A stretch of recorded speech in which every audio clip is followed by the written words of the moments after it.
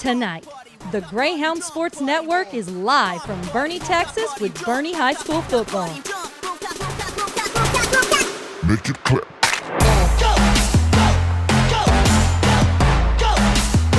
So get ready.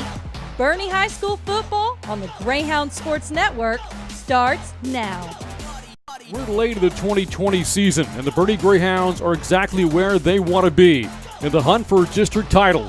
So far, the Hounds have aced their first two tests in District 14 4A. Tonight, Boerne aims for a third straight win as they host the Somerset Bulldogs.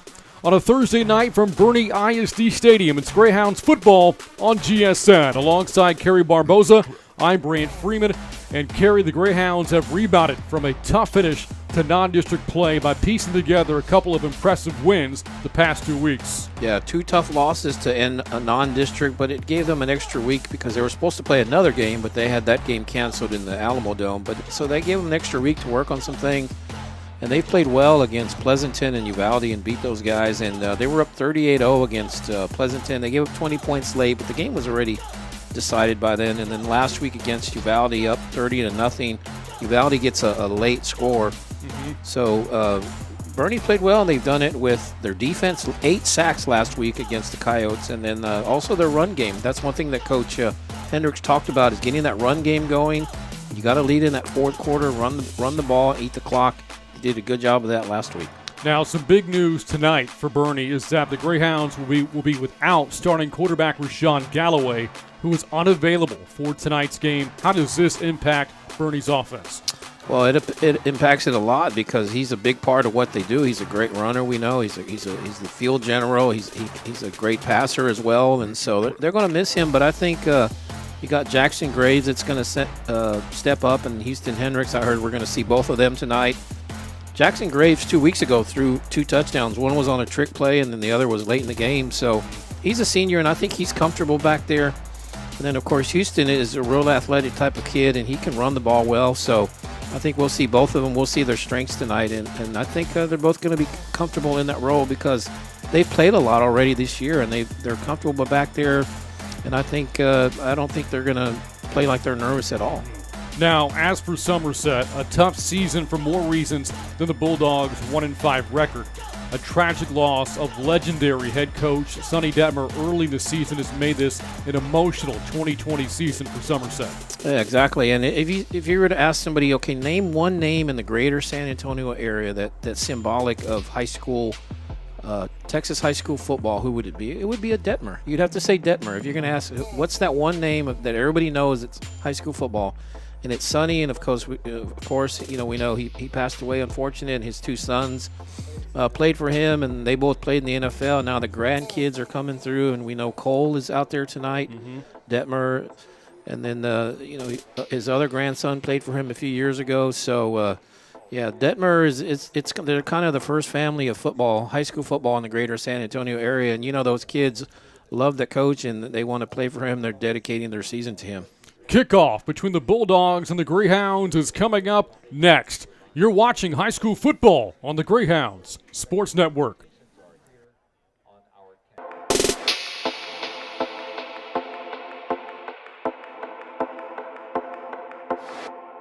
Hi, I'm Gina Devane, the Boerne ISD Athletic Secretary, and you're watching the Greyhound Sports Network. Better service, faster results. Let Toyota Boerne be your next pick for service. We're family owned and operated. And with express maintenance at our state-of-the-art service center, you'll be in and out in a flash. Right now, get 50% off your next oil change and complimentary loaner cars and rentals. Plus, service from our Toyota certified technicians is a recipe for success. Don't wait. Experience Vic's Pick for yourself. If you want the job done right, schedule your next service at Toyota Boerne. Hi, my name is Michael Glick with Glick Insurance. Since 1991, I've been assisting you and your family with all of your insurance needs. At Glick Insurance, we pride ourselves in educating before selling to ensure you get the best coverage and rates available. We not only offer a wide range of products, but we also offer customizable options and regular check-ins to review and make sure your policy is up to date. To start your coverage today, call Glick Insurance at 830-816-2811 or visit us online at glickinsurance.com. And welcome back to Boerne ISD Stadium, ready for kickoff here tonight between the Greyhounds and the Somerset Bulldogs in District 14 4A action. Boerne won the toss tonight, and Carey, head coach Shea Hendricks electing to put his defense on the field first. Yeah, well, they've played really well the last couple games. Last week, we talked about it just a second ago. They had 8 sacks against the Coyotes in Uvalde, and so they've been playing. They've had 2 shutouts going, and they gave up scores late, but the games were out of hand, and so they've pitched shutouts the last 6 of the 8 quarters, basically. So I could see why he wants them out there. Coach Hendricks believing this defense playing at a very high level as of late. This game is underway off the foot of Scott Hetty, and the Bulldogs will start at their own 25-yard line following the fair catch made by Evan Pichardo. You look at this Somerset offense, and last week over 300 yards of offense put up against Lavernia in a competitive game against the Bears that Somerset ultimately lost 35-17. And they got a Detmer leading them, so this is the 3rd generation of Detmers. Of course, Sonny played, but we know Coy and Ty what they did. This is Cole Detmer, the son of Coy and the grandson of the late Sonny Detmer.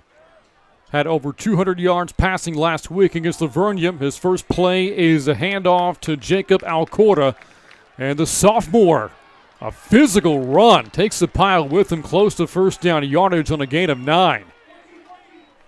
Yeah, that was a good looked like Boerne had him stopped after a short game, but he kept the legs churning and moved the pile forward all the way up to about a 9-yard gain. He's been a workhorse before. Jacob Alcorta, the sophomore, carried the ball 16 times for 91 yards in Somerset's lone win against Corpus Christi Toloso Midway.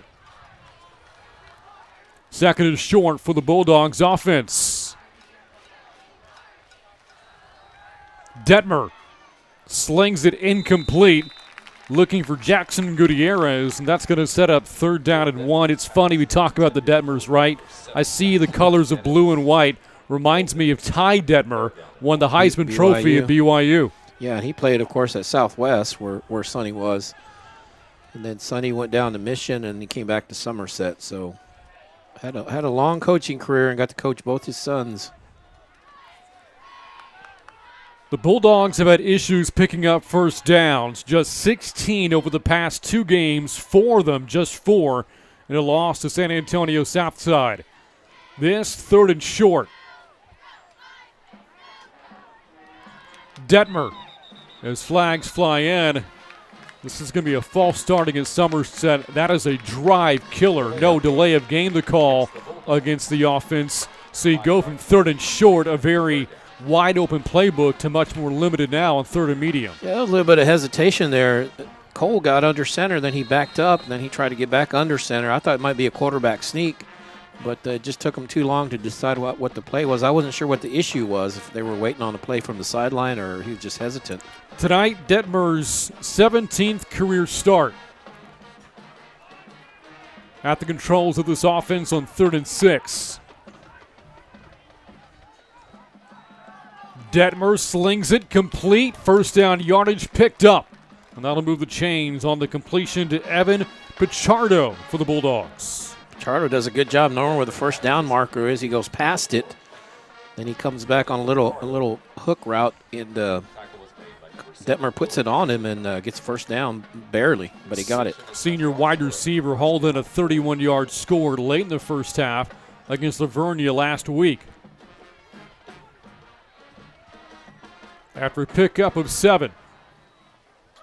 Handoff to Alcorta. Bounces it to the outside. Good run on 1st down. Uh-oh. And maybe a late hit there, the flags. So a late hit called against Boerne. Tack on 15 more following a 16-yard gain by Alcorta. Well, he got to the outside. Greyhounds lost containment, and then you see a late hit comes in. It's going to add 15 to it, so it's going to set him up inside the 35. So that's a big play of about 30 yards combined. The Greyhounds out to a solid 2-0 start in district play, but one issue they've had has been penalties. They've been flagged 17 times in their first 2 district games. Yeah, that one just unfortunate there, and add 15 yard to about a 14-yard gain. Good opening drive here for Somerset. About 90 seconds in. And the Bulldogs have not built many leads this season. Opportunity to do that here in this opening drive. Pro-style offense with Detmer under center again. Don't see this in the high school game very often these days. On the pitch, short gain. There for Julian Avila. Good tackle made by Tanner McCarter. It's 2nd and long. Yeah, flag came out late. That back judge threw a flag late in the game. We'll see what that is. Back into the play. Sideline warning against Boerne. Or no, it's against Somerset, I beg your pardon. It's a warning. No yardage marked off on that penalty. Well, I tell you, Detmer, he gets low. He's down real low when he's under center. Good Boerne defensive line. You see some of the playmakers there, and Colton Patrick, Tanner McCarter, and John Warden. How about the game last week for Ethan Hamby?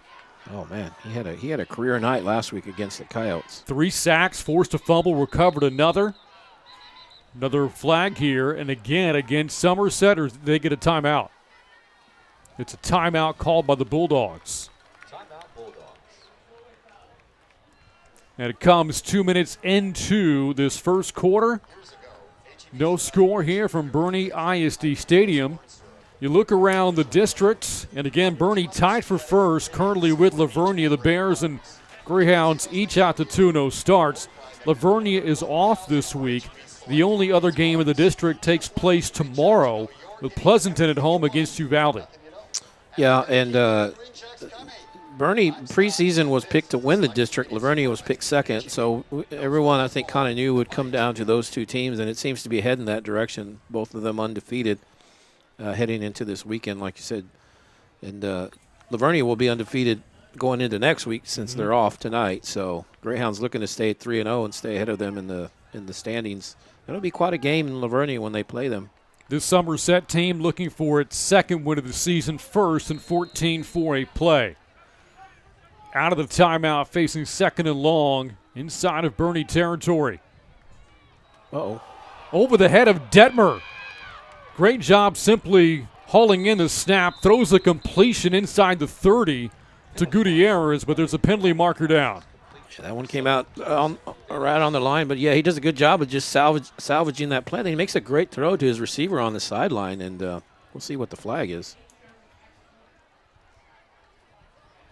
Offensive holding against Somerset. That play will come back. It talked about penalties for Boerne. Somerset last week penalized 8 times for 80 yards against Lavernia. For a team struggling, can ill afford to make these kind of mistakes and make your offense's job harder. Yep, and it's not been a crisp drive on either side. They've had 2 penalties, and the Greyhounds have had a late hit penalty, so 3 penalties combined just on this opening drive. 2nd and 20 for Detmer in the offense. Feeling the heat, going deep, and there's another flag. Contact down the field against Braden Bays against the receiver, Evan Pichardo. This could be an automatic first down for the Bulldogs. Yeah, and the official that was right there on it, he's the one that threw that flag on that side, so that's generally in the area of pass interference or holding, defensive holding or something. The defender did turn around, but the infraction may have occurred before he turned around. A flag was thrown back at the 20. That's where the officials are meeting right now. Again, this Boerne secondary was a big question mark coming into the season. Very inexperienced. Coach Hendricks knew that it was going to take some time for this group to gel. Thought they would get to that point once the beginning of district play came about. The secondary has held up pretty strong so far in 14-4A play. Yeah, and they had 2 sophomores. It's going to be, it looks like a hold on the Greyhound defense. That defensive holding is an automatic first down, but it's not 15 yards. So it's some silver lining there if you're Boerne. However, Somerset will have a reset in downs here. That's big because they were facing a 2nd and 20. So that's a big penalty on the Greyhounds. Their second flag here this evening. It's been a long opening drive so far, marred by penalties. 4 of them. Here's Alcorta on the handoff and got tracked down by Ethan Hamby. Talked about the big night he had this past Friday. A team-high 11 tackles for loss on the season, out another one to his total. Yeah, they were in the Coyotes' backfield quite a bit last week. And I think the quarterback for Uvalde was having nightmares later that night about Hamby being in the backfield because he was just causing all kinds of problems. So it says 3rd and 11, but it's actually 2nd down here for the Bulldogs. 2nd down and 11 for the offense. Detmer rolls out, taking a shot. Incomplete down the field, looking for Gutierrez. Really good coverage down the field from Boerne as well. That's going to bring up 3rd and long. The defender was in a good place, and if he turns around a little bit sooner, Hendricks, he might have had the interception there. Yeah, that's Houston Hendricks, coach's son, making the play. We might see Houston very well. Could see him play some quarterback tonight. Again, if you're just now catching up, Rashawn Galloway, the Greyhounds' star quarterback, not available tonight. Saw a 3rd and 6 conversion earlier in the drive for Somerset. They need 10, make it 11 here. Detmer off the play fake, dumps it off to Denton. Little safety valve and got shoved down by Elijah Marshall. Kind of a glare after making the tackle there. Impressive play on defense for Marshall. Yeah, we see he kind of loses his footing there, Denton, and then that slows him down, and Marshall comes in and finishes him off. It's 4th and 4-ish, so what do you do if you're the Bulldogs? It looks like you want to probably go for it. And they will. The decision made by head coach Rick Molina is to go for it on 4th down and 5. Boerne defense trying to get off the field. Detmer taking a shot again to the end zone. He's got a man. Over the shoulder catch made. Pichardo on 4th down hauls it in. And the Bulldogs strike first. Well, you see the Detmer accuracy right there. Just a beautiful throw, and makes a great catch over the shoulder, like you said, and puts the Bulldogs up 6-0 here. And they did a great job. Took almost 4 minutes on that drive, and capped it with the touchdown on a 4th and 5. That's the hard part for the Greyhounds right there. Impressive opening drive for Somerset, aided by some Boerne penalties, but the Bulldogs go 75 yards. They convert on 3rd and 6 and 4th and 10.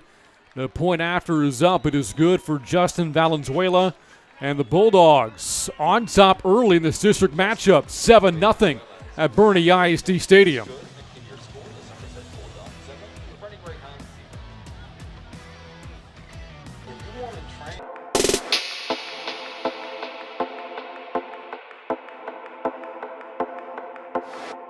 Hi, I'm Tommy Price, BISD Superintendent, and you're watching the Greyhound Sports Network. Box combo, please. At Raising Cane's, we do one thing, and we do it better than anyone else. So why not let our food do the talking?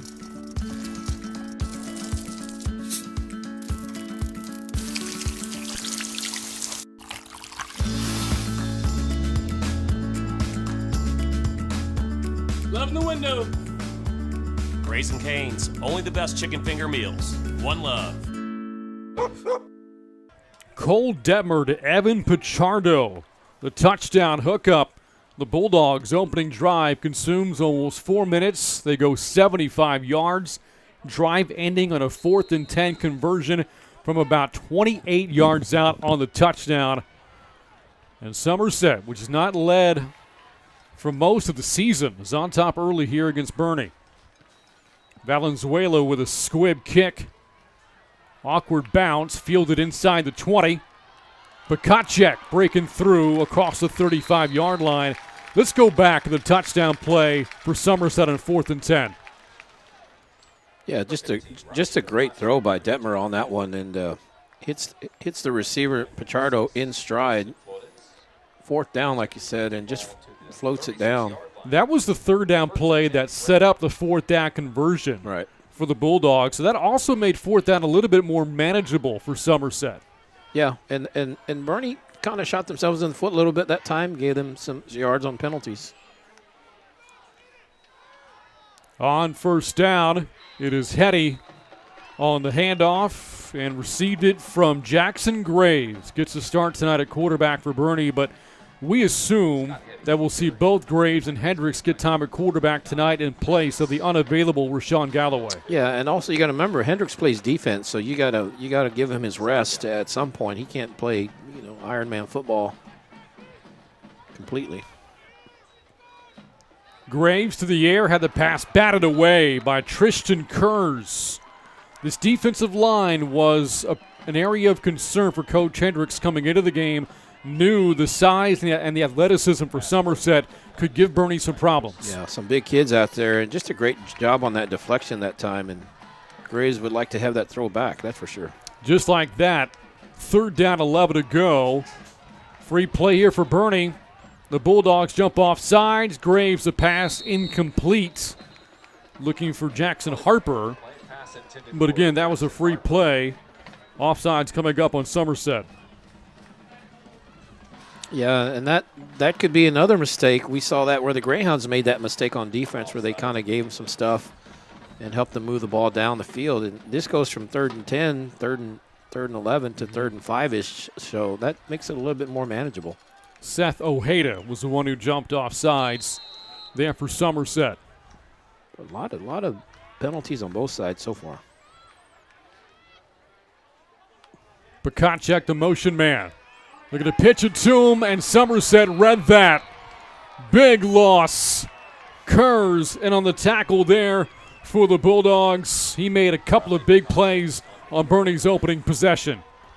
And really just nowhere for Pakacek to go. As soon as he got it, he was pretty much being tackled. So that was a great read by that left side of the Somerset defensive line. And, well, how about this start by the Bulldogs? They go and they score, and then they force Greyhounds to a 3-and-out and the punt. Boerne just goes backwards on the possession.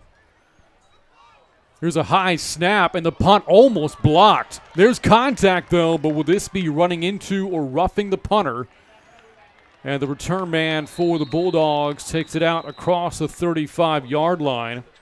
Hauled in by Tyler Denton. Well, that's the danger when you come close to blocking it. You got to come pretty close. You don't want to hit the punter, and Hendricks got hit that time. We'll see what the call is. The flag's still on the field. Boy, our officiating crew has been really busy here in the game's first 5+ minutes. Personal foul. Roughing the punter. Automatic first down for Boerne. And the Greyhounds giving new life here offensively. And that might be the break that Greyhounds needed. Somerset did a great job. The defense did a great job of getting them off the field on the 3-and-out, and then they give it back to them near midfield. And let's see if the Greyhounds can make them pay for that mistake. 3rd accepted penalty of the quarter for Somerset. Boerne has had 2 accepted penalties against them. We've already seen 50 yards in assessed penalties here in the first quarter. A pitch to the outside to Castro, fumbled the football. The whistle, though, blew the play dead. I believe it did. And there were flags coming out as soon as that play was snapped, so we'll see how they sort all this out. You got a penalty and you got a fumble.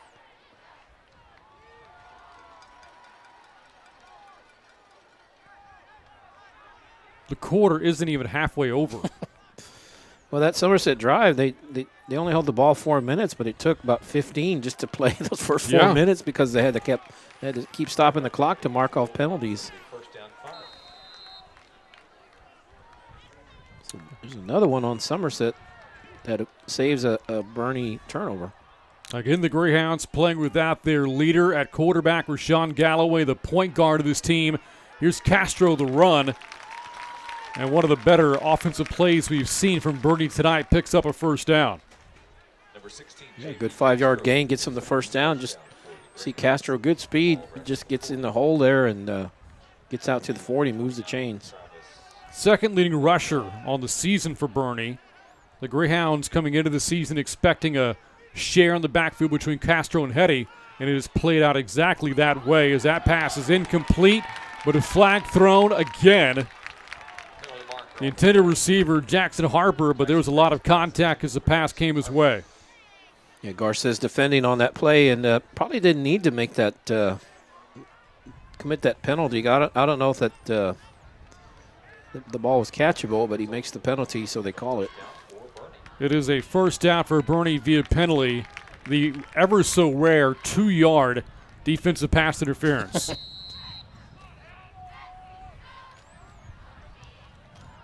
What a bizarre start to this game. That was 7 penalties, I think, at this point. It is. Accepted penalties. Graves to throw. Deep shot for Brkacek, incomplete. Well defended by Alec Garces. Second misfire tonight for Graves. It's 2nd and 10. Yeah, lefty comes out just a little too high. You see Brkacek go up, not able to haul it in, but Graves was battling for that backup spot behind Galloway with Houston Hendricks. Off season and then early part, they settled on him. On 2nd down, Castro finds a crease and a first down. Gain of about 14 yards there for J.P. Castro. Moves the chains again. It's like a trap play. Castro hits the hole, perfect timing, and he's got breakaway speed. And if he can get out in the open field, he's going to cause some problems. Had a huge game back in non-district against Fredericksburg earlier this year. 123 yards that night, including a 70-yard score against the Billies. Flag on this play, disrupting a 5-yard run. Talk about the platooning they got between Castro and Hetty. Hetty goes in there. It's going to be an offsides on Somerset. And so now Hetty's in there, so they're able to stay fresh because they both play a lot, and they'll rotate them in. I haven't seen a formation, and it may have been, but where they're both in there at the same time. But usually it's just one back in the backfield. It's been a 2-man combo, replacing the production left behind from Brandon Seifert from a year ago. And here's a run up the gut inside the 20, close to first down yardage. It's going to bring up 2nd and short. Hetty on the carry that time for Boerne. Hetty, when they usually get around the goal line, he's the bigger back, so they like him out there for those tough yards near the goal line. So the first Boerne possession, it's Jackson Graves in at quarterback. We expect to see Houston Hendricks get some chances here tonight as well. Whistle before the snap. Another flag. On the Hounds, they moved, so that's 8 penalties. Yeah, 3 for Boerne and 5 so far for Somerset. Greyhounds tonight looking for their 3rd straight win and for a 3-0 start to 14-4A play. Setting up a matchup of potentially 2 district unbeatens next week to close out the regular season against Lavernia. Graves, the southpaw, fires it off the hands of Harper, incomplete. Would have been a touchdown. And now 3rd down coming up for Boerne. Yeah, just off the outstretched fingertips. You see Harper reach for it. Gets the fingertip just maybe a tad too long on that throw, but good decisive throw by Graves that time. Graves so far has started the game 0 for 3 passing. This a passing down, 3rd down and 7. Somerset brings a blitz. Passes in the air for a long time, incomplete, but a flag flies. Greyhounds looking for Justin Moore, but there's contact again, this time against Danny Salinas. Pass intended for Justin Moore. And it's in the area of the interference, so we'll see what they call here. If it is, that's another break for the Greyhounds that Somerset has given them that's extended the drive and kept it alive. And there it is, defensive pass interference, another first down via a penalty in this game. That's about the 3rd one just on this drive that's kept Boerne from having to punt or do anything. They just get a first down because of a couple of mistakes here and there. Somerset has as many penalties as the Bulldogs do points in the first quarter, 7. As Hetty wrapped up after a 4-yard gain on the Tristan Kurz tackle. during warm-ups, we saw Mahalik out there, and we saw him go out for the coin toss. He hasn't been in the game that I've seen so far, but he's definitely a weapon. They're expecting him back. They just didn't know when he had been cleared. They just didn't know when he was going to be able to play. So far, we have not seen him tonight, but he's a big part of their offense. Has not played since the Week 3 win over Boerne. On second down and short, it's the quarterback Graves himself, putting his head down and eventually brought down on the play by Diego Sanchez. Third down coming up again for Boerne after a gain of 4. And that time they use Pakacek as a decoy. He goes in motion. They think looks like they're going to pitch it to him. Instead, he just runs up the middle, hoping to draw guys away from the middle with Pakacek in motion. The big threat for the Greyhounds, Pakacek, is lined up on the right side of the formation.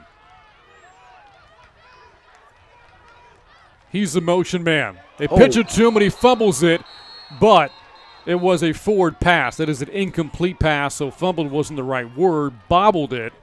Somerset jumped on the football, but that was a clear pass from Graves, and it brings up 4th down. And that's why you pitch it forward like that. In case there's a problem with the exchange, it's an incomplete pass and not a fumble. That's why you don't hand it off right there.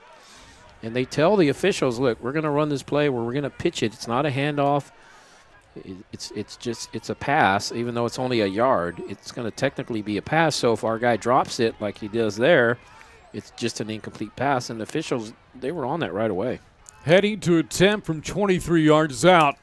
Has made all 3 field goal attempts this season, and Boerne won't need him yet. Offsides against Somerset, and this should extend the drive for Boerne. Wow. Talk about some self-inflicted wounds. This drive's been full of them for the Bulldogs. Wow. Offside's the call. It's not quite 5 yards. It's half the distance, so about 4 yards there, but enough to move the chains. Again, about third or fourth time where it looked like Boerne was going to have to punt or kick a field goal or the drive was going to come to an end, and Somerset makes the mistake and keeps them alive, and the Greyhounds just keep taking advantage of it. Coach Hendricks looking on from the sidelines. His offense aided by penalties here in this opening drive. We got Marshall back there. Marshall got upended. Great tackle from Joseph Flores, the junior, for the Somerset Bulldogs. Well, second and goal. And we saw Marshall last week. He had 2 carries, one of them for a touchdown. That formation's not quite the Maryland eye, the power eye, but he's the lone setback. And, you know, his size at 225, 230, they're trying to get him. But they did a good job taking out his legs from under him. So good stop by the Bulldogs. Graves on the keeper, putting his head down. Lunging ahead and ruled short of the goal line. Outside of a 14-yard run from Castro earlier on in the drive, Boerne's had a hard time running the football here in this first quarter. In Somerset, they're actually playing the Greyhounds well when they haven't made a mistake. So now we're going to have Hendricks come in, and looks like Graves is coming out. So I think Hendricks is more of the runner, but we'll see what they're going to do here with him in there. They may have a play designed for him for this specific situation. And here he is, a sophomore, the coach's son, Hendricks, at a quarterback. Somerset jumps off sides again. Hendricks takes it in.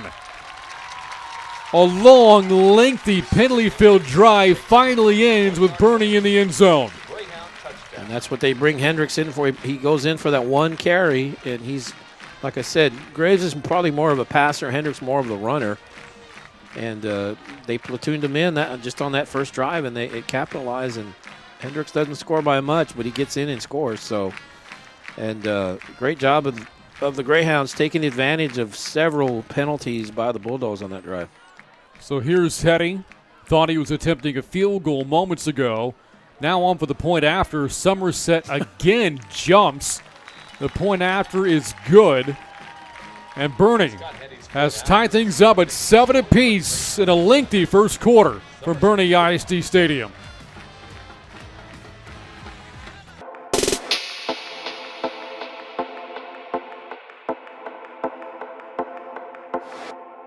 Hi, I'm Gina Devane, the Boerne ISD Athletic Secretary, and you're watching the Greyhound Sports Network.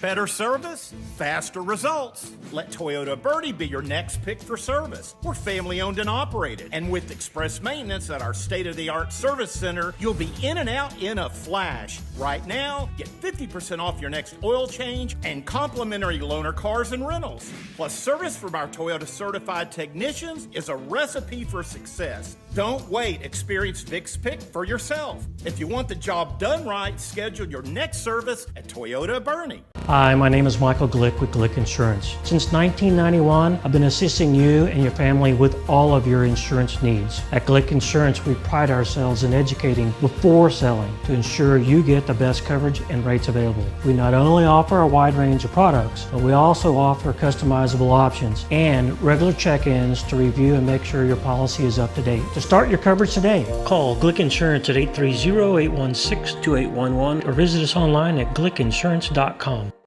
So far, one possession each, one touchdown each. 10 minutes gone by here in this 14-4A Thursday night matchup, and Somerset will start at its own 25 on its second possession of the game. Again, for the Greyhounds tonight, no Rashawn Galloway for head coach Shea Hendricks. What a leader he's been for this Bernie program. Coach Hendricks calling him the ultimate competitor. You see his numbers on the season. Not available tonight for Bernie, and again, that's a big part of the offense not out there. Yeah, and you know, the one thing about not having a player, it gives an opportunity for others to step up. And you saw Jackson Graves go out there and Houston Hendricks go out there, and they both did a pretty good job. Lead them down on the field, lead them down and into the end zone. That drive ending on the Hendricks touchdown run. Snap over the head of Detmer. Cuts his losses and goes down to his knees. He fields the football to 6 on a loss of 19. That's the second bad snap. The first one he was able to contain it, but this time, and it looked like Detmer, it looked like Cole was trying to pick it up, but when he did, look like he slipped and his knee touched. And so, of course, in high school, when your knee touches, you're down, and so that's going to make it 2nd and 29 or so. That's a big loss for them. That will go down as a tackle for loss for Bernie. The Greyhounds set a season high last week with 13 and a half of those and 8 sacks in the win over Uvalde. On 2nd and 29. Little dump off and some room after the catch across the 15 for Jackson Gutierrez. But still, 3rd down and a mile here for Somerset. Yeah, Greyhounds need to contain them. It's still 3rd and 17-ish, so they can get them off the field after giving up a touchdown that last drive. But I think on that high snap, I think those yards go against Detmer. I think they go against his running average, so that kind of hurts him there. Well, he's at 1 carry tonight for negative 19 yards. Yeah, so sack yardage counts in high school. Not exactly Mike Vick-esque number so far for Detmer.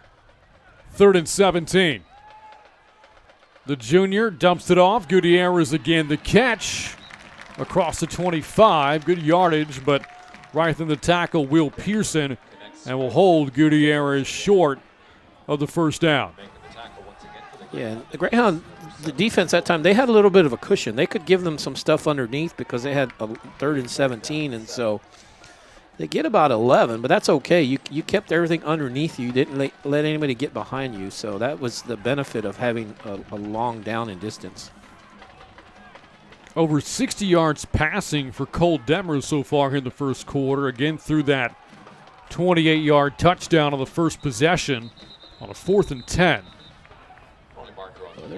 Somerset having some snap issues. That time, good job by the punter picking up on one hop, but they did move as well. So that's going to be the 12th penalty accepted in this quarter. That's combined 2 teams. Somerset has been called for 9.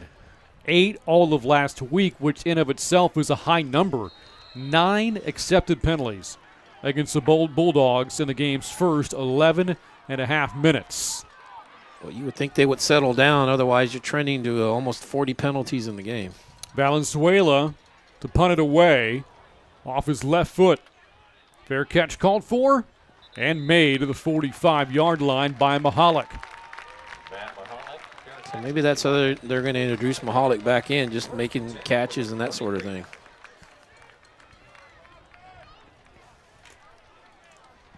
Let's see who comes out at quarterback for Bernie on the Greyhounds' second possession tonight. and it is Houston Hendricks. Jackson Graves was 0 of 4 passing for Boerne. His first shot at quarterback.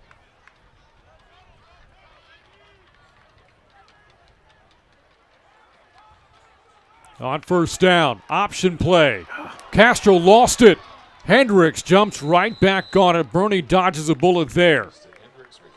Yeah, good heads-up play by Hendricks there, just kind of trailing on that play. He sees the ball go to the turf and jumps on it. They'll take the loss. He stays in the play right there, sees it.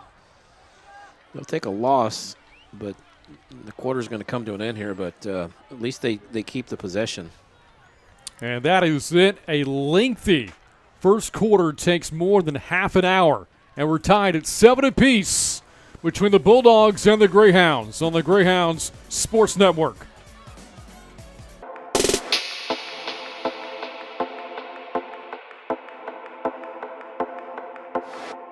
Hi, I'm Tommy Price, BISD Superintendent, and you're watching the Greyhound Sports Network.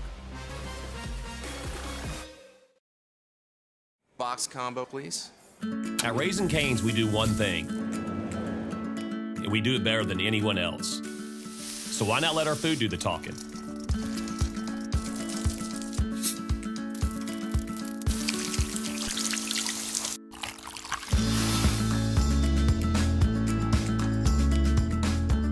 Love in the window. Raising Cane's, only the best chicken finger meals. One love.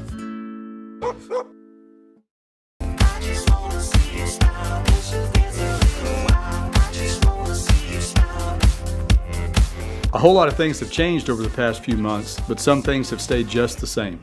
Here in Boerne, Texas, we are still making your kids smile. You may not see that as easily with those masks on, but those smiles are just beneath. And when this all passes, and it will, you'll really be reminded of how we just keep making them smile. Thank you for your trust and support, and go Greyhounds. Second quarter underway moments ago. Houston Hendricks with a completion to Xander Garrison. Good for about 6 yards or so. Will bring up third down at 11 for Boerne. Again, a long first quarter filled with penalties. 9 for Somerset, 3 for the Greyhounds. That is accepted penalties. Led to a long first quarter. Each team, though, with a touchdown drive.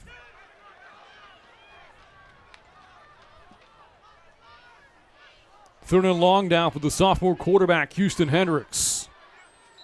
Helping fill in for the unavailable Rashawn Galloway is Coach Shea Hendricks. His dad calls for timeout. So, Boerne, you look at what the Greyhounds have done this season. They've put a lot of games away early. The Greyhounds have been so dominant in first halves this season. Yeah, they really have. And in the two district games, 131 points you see on the screen there. They scored 131 points and 18 touchdowns. Only giving up 37, and that's allowed them 37 points and 5 touchdowns, and that's allowed them to get 38-0 lead against Pleasanton, and then last week a 30-0 lead against Uvalde, and of course at that point you're starting to move guys in and out. You're trying to rest guys up for district games, and so they've given up shutouts late in both games, and they gave up 3 straight touchdowns against Pleasanton. And the coach was a little concerned about that, but the thing he said is, well, the good news is we were up 38-0 before we gave up 3 touchdowns. So that's the cushion that you get when you get a big lead like that. A 3-touchdown lapse there by the defense doesn't hurt you. Out of the timeout, Hendricks and the offense going to work on third down and 11. Good protection. Hendricks steps up to run. Gets a block from Castro and has a first down. Great recognition there from Hendricks. Picking up the first down with his feet to move the chains. And that's a big play by Hendricks because they were 3rd and 11. They were behind the chains, and I think that's what he gives you right there. His running ability, and that's why we saw him in on that last touchdown drive where he came in late and punched it in. He's a great runner out there. Gain of 13 for Hendricks. And now in Bulldog territory, it's Castro. The call got hit right away by Kurz. Held to no gain. Again, the Greyhounds open up this season with 3 consecutive wins. After that, though, they suffered 2 back-to-back heartbreaking losses to Sweetwater and Fredericksburg. The Week 6 game against Salina was canceled because of the COVID pandemic, but have since gone 2-0, both wins in 14 4A play. Second and long for Hendricks. A shot over the middle for Garrison, incomplete. And Boerne again faced with third and long. Yeah, that was a tough throw. That was good coverage by Somerset secondary. There's 2 or 3 guys around the receiver, as you can see right here. See, there's 3 men right there. So that would have been a tough throw. He would have really had to thread the needle on that one. Early second quarter. Boerne, its second possession tonight. On third and long, Hendricks slings it incomplete for Garrison again. And Hendricks and Graves filling in for the unavailable Rashawn Galloway have started this game 1 for 7 passing. Yep, that's where you miss Rashawn. Obviously, you're going to miss him in a lot of different ways, and that's one of them right there, because I think the graphic we had on him was at over 60% completion percentage, 64%. So that's what he brings you, along with his leadership and his running ability. Galloway is approaching 4,000 yards in his career through the air, needing 117 to hit that milestone. 43 career touchdown passes as well, and he's only a junior. And the punt brought in by Denton inside of the 20-yard line. How about this stat for you, Kerry? So Somerset took the early lead, and for Boerne, kind of uncharted waters for the Greyhounds, trailing in a game. First time Boerne has trailed in district play. In fact, over the previous 12 quarters of play coming into tonight, Boerne had trailed for exactly 1 second out of a possible 144 minutes. That, of course, came with almost no time left against Fredericksburg. Well, that shows you their dominance, but, you're in a different type of game tonight. See how you respond. Detmer flips it to Acosta. Big hole up the middle. Pearson with a tackle there. If Pearson doesn't make that tackle at the ankles of Acosta, he's still running. Yeah, it's a foot race. If he gets through that hole right there, you see Pearson just hits him low on the legs, and he just kind of holds on right there. It doesn't make that stop. There was no safety back there at that point, and he's this kind of the safety guy. So if he doesn't make that, it's a foot race to the end zone. Alcorta, beg your pardon, Jacob Alcorta on the carry there for Somerset, up to 36 yards rushing so far tonight on just 4 carries. Alcorta again, and that time got stuck. Lundy in on the tackle along with Elijah Marshall. You know, you look at the linebacker trio for Boerne from a year ago. Jeff Medina, Gavin Ohl, and Elijah Marshall. Marshall the only one of the trio back. But players like Cole Brunat and Lundy have filled in admirably for the other 2 players. In fact, Lundy is averaging more than 10 tackles a game this season. Yeah, Greyhounds have always had really good linebackers, and it just when they graduate, like you said, they graduated 2, they come back with some guys that have stepped up and filled those shoes. Here's Detmer facing a 5-man rush. High throw, but reeled in. I think he dropped it, but was it a catch? They'll say he got to the ground, made the process before the ball came out. So Jackson Gutierrez hauls in another catch, his third, and his third and short. Good throw by Detmer. The ball comes out late, but it looks like the ground caused it. Boy, that was close. Braden Bays thought he had another pass breakup. Over the past 3 games, it's 4 of those. But it's a gain of 8, and now 3rd down and 2.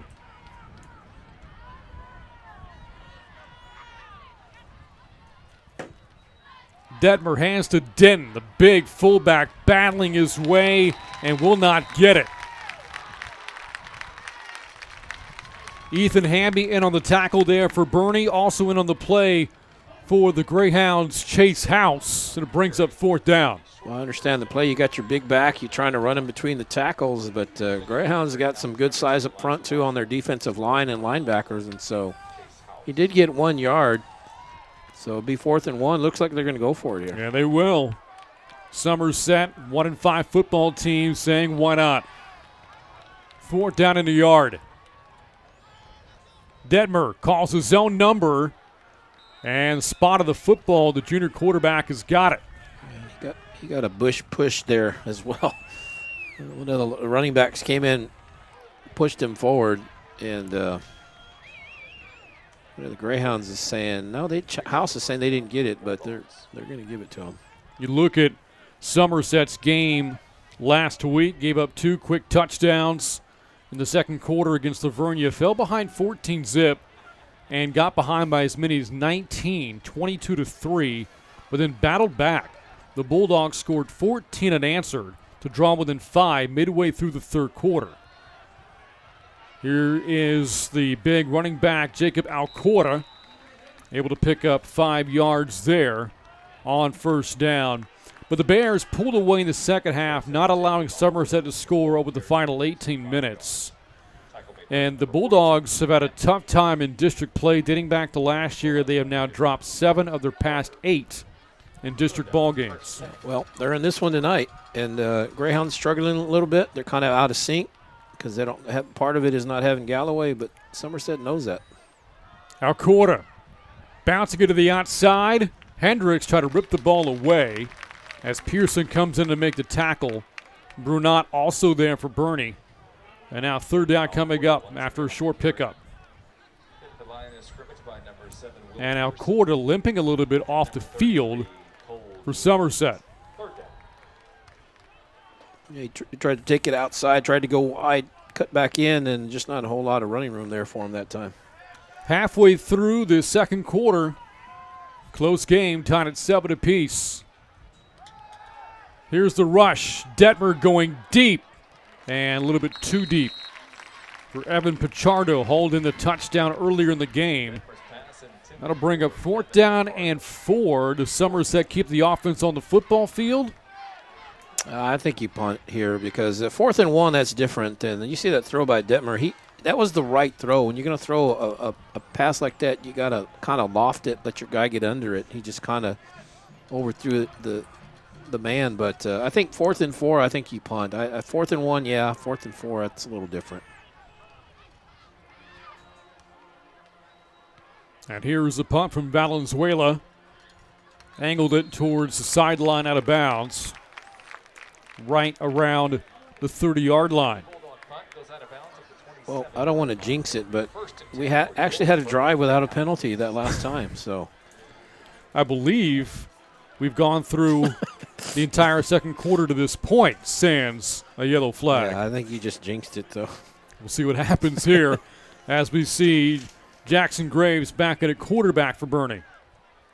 Yeah, and that's what we were told. They were going to platoon him in and each probably get a couple series. And, again, the thing with Hendricks, you got to rest him a little because he does play defense as well. Graves hands off to Hetty.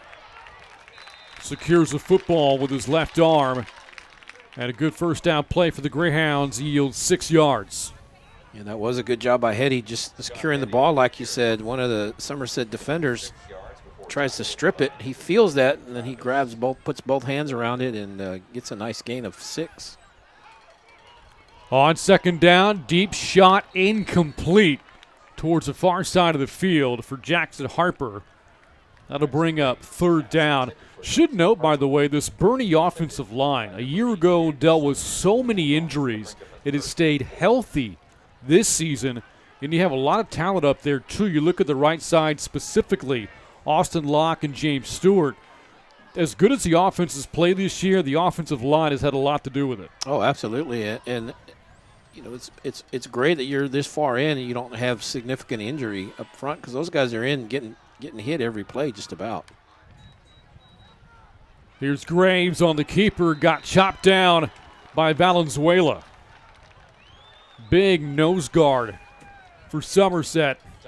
And again, talked about this defensive front. That was going to be a problem for the Greyhounds tonight. And at times, they made some impressive plays. Yeah, and you see the replay there, just nowhere for Graves to go. And yeah, Somerset's playing really well tonight, and part of that is just Boerne just seems out of sync right now because without Galloway, they just seem a little bit out of sync, struggling a little bit to put, positive plays together in a row. Oh. Awkward punt from Hendricks, fielded by Somerset at the 35-yard line. Josh Korn had the ball fall right to him. And the Bulldogs gifted with field position here. Well, they got blocked. I don't know if it was a clean block or it just went off the back end of somebody, but either way, it only went a few yards. And I think you're right. I think the ball went into the back of one of his protectors. Yeah, and boy, talk about a break for the Bulldogs. So 1-5 football team hanging in there against Boerne. And feeling confident in anybody's game. Detmer, little trickeration here from Somerset. Pichardo finally jumps in the football, but I don't think he got it. Actually, I think it may have rolled back to him. There is a flag in the play, however. We got a couple things to sort out. First of all, that flag, and Pichardo, he tried to pick it up at first, which is okay, but after a while he realized he couldn't do that, and then he just fell on it. But it's going to be all sides on the Greyhounds. That's a big break for Somerset right there. That would have been about a 10, 15-yard loss. At a certain point, you see him, he just tries to pick it up there and then realizes, nope, I just need to fall on it. It's been raining throughout the week, but not heavily. It's not raining tonight. But the ball's been kind of slippery for both teams. Castro fumbled a pitch exchange for Boerne. Pichardo couldn't handle that one. But in both cases, the offense retains possession. See, we jinxed it by talking about the penalties. That's right. There was a penalty right there. First one, though, of the quarter. Emotional year, certainly, for Cole Detmer as whistles blow. Timeout taken by Somerset. Mention this again because his grandfather, the legendary Sonny Detmer, passed away exactly a month ago to the day. On September the 22nd, you look back at the career for Sonny Detmer, 35 seasons as a head coach in coaching for nearly 50 years, 235 career wins, notable stops at Somerset on 3 different occasions. San Antonio Southwest, where he coached his son, Ty Detmer, and then in Mission, where he coached his other son, Coy Detmer. Both played at the highest level collegiately and then in the NFL. And he has left a lasting impact. When talking to Coach Hendricks about Sonny Detmer, called him exactly what he is, a Texas high school football legend, a tremendous person. He got to know him on a personal level, scrimmaging against Somerset in years past, and the two of them had something in common, Kerry, coaching their sons. Yeah, and I got to know Sonny a little bit. I talked with him, and just a great guy, just a nice guy, just a heck of a nice guy. On 2nd down and 5, Detmer, a little swing pass, complete Alcorta. And on the tackle is McCarter, I believe short of the first down. So 2nd and short coming up now for Somerset. McCarter had to run a long way, but he does, and he makes the tackle. But there's going to be a gain of about 4. So you see McCarter coming up from that linebacker spot. Runs a long way, makes that stop, but be about third and one-ish here. Sonny Detmer passing away at the age of 76. Complications with pneumonia and bronchitis. There's Cole Detmer to Alcorta, the handoff. Able to shrug off one tackle. His helmet comes off as Marshall has a tackle. And that's going to bring up 3rd down for Somerset, and Alcorta will have to leave the field for one play. Yeah, one of the Greyhounds shot in there and got in that backfield and blew up that play really before it had a chance to get going. And you see somebody shoots the gap right there. Sadly, the same week that Coach Detmer passed away, Somerset's powerlifting coach, Marvin Allen, died as well at the age of 78. Just 2 absolute legends at Somerset High School. Yeah, I remember that. Another timeout taken. This one by Somerset. The Bulldogs are out of timeouts. A video tribute was shown at Somerset's stadium before the Bulldogs game that Friday against Wimberley. The week again of Coach Detmer and Marvin Allen's death. The stadium went silent. So many were caught up with emotions, certainly in the short aftermath following their passing. And we talked about the legacy, the first family of Texas high school football. Well, again, both of Sonny's sons, Ty and Coy, played for him. tie at San Antonio Southwest, Coy admission. Ty later went on to win the Heisman at BYU, 13 seasons in the NFL. Coy had a great career at Colorado, 10 seasons himself in the National Football League. And both sons followed Dad's footsteps, got into coaching themselves. Yeah. And like I said in our pregame, if you had to name one name that's kind of synonymous with Texas high school football in the greater San Antonio area, it would have to be Detmer. I don't know of any other name that would be on top of that name. Mm-hmm. Out of the timeout, Somerset faced with 3rd down and 2. Tight, low-scoring game here in the first half. Detmer with a handoff to Denton and did not get the first down. Hamby on the tackle there for Boerne. 4th and short. Somerset will keep the offense on the field. Denton's a big body, and he's hit by another big body, 42 versus 42. Hamby's probably about the same size, so held to no gain. It looks like they're going for it. And why not? A long yard needed here for Somerset.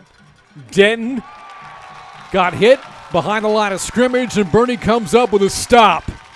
Colton Patrick, Tanner Lundy, the tackle there for the Greyhounds as Patrick is met by his teammates as he comes off the field. Just nowhere to go for Denton. And Greyhound defense has come up big, and you talk about the shutout against Pleasanton. They came up with an interception on a 2nd and goal, and then last week against Uvalde, 4th and 1 at the 1.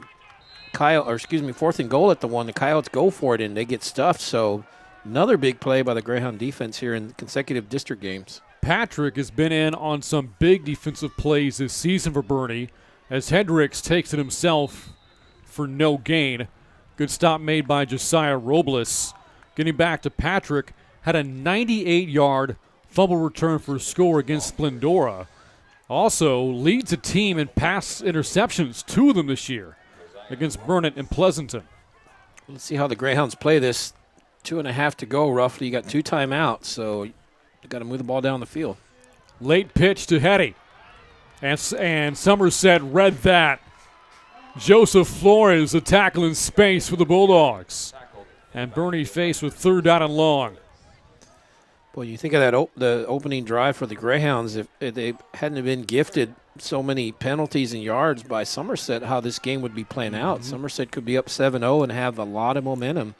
And, Greyhounds, they could be going into halftime down 7-0, and what would that do to their psyche, at halftime? But right now it's anybody's ball game at 7-7. Boerne has not trailed at the half this season. Final minute 45. Hendricks setting up a screen, incomplete. Looking for Xander Garrison. The passing game for the Greyhounds, lacking its quarterback, Rashawn Galloway, has struggled tonight. And Boerne will punt it away on 4th down and long. Good defensive stand there by Somerset, who's been playing well, other than that one drive where they kept making penalties. That time Boerne gets the ball at 2:57. They're back to punt with 1:42, so Boerne only held the ball about 1:15 that time. So good job by the Somerset, forcing them to punt 3 and out. The last Hendricks punt was inadvertently blocked by a teammate. Gets his punt away, and a good one. Fielded at the 35-yard line. Fumble. And the ball is fumbled, picked up by Pakacek. Cost a mistake made by Tyler Denton. Coughs it up, and Boerne's offense will march right back onto the football field. Well, that's like hitting a 50, 60-yard bomb, basically. You move the ball, and you keep the offense out there and just trying to make something happen. Comes in, and looks like Colby Brown comes in, strips it. And good job by Pakacek being Johnny on the spot, getting on that. Turnovers have been an issue for Somerset this season. 3 turnovers last week. The week prior, against San Antonio Southside, they committed 7, losing 5 fumbles in that 33-0 loss. 90 seconds to go in the half, and Boerne has new life on offense as Coach Hendricks calls for a timeout. Well, he did not want to use that. He's mad. He didn't want to use that timeout right then. They just weren't lined up right, and he only has two.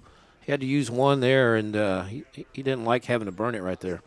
Let's look now at Boerne's district schedule. Again, only a 5-team, 14-4A district. You only play 4 games. The Greyhounds beat Pleasanton 45-20.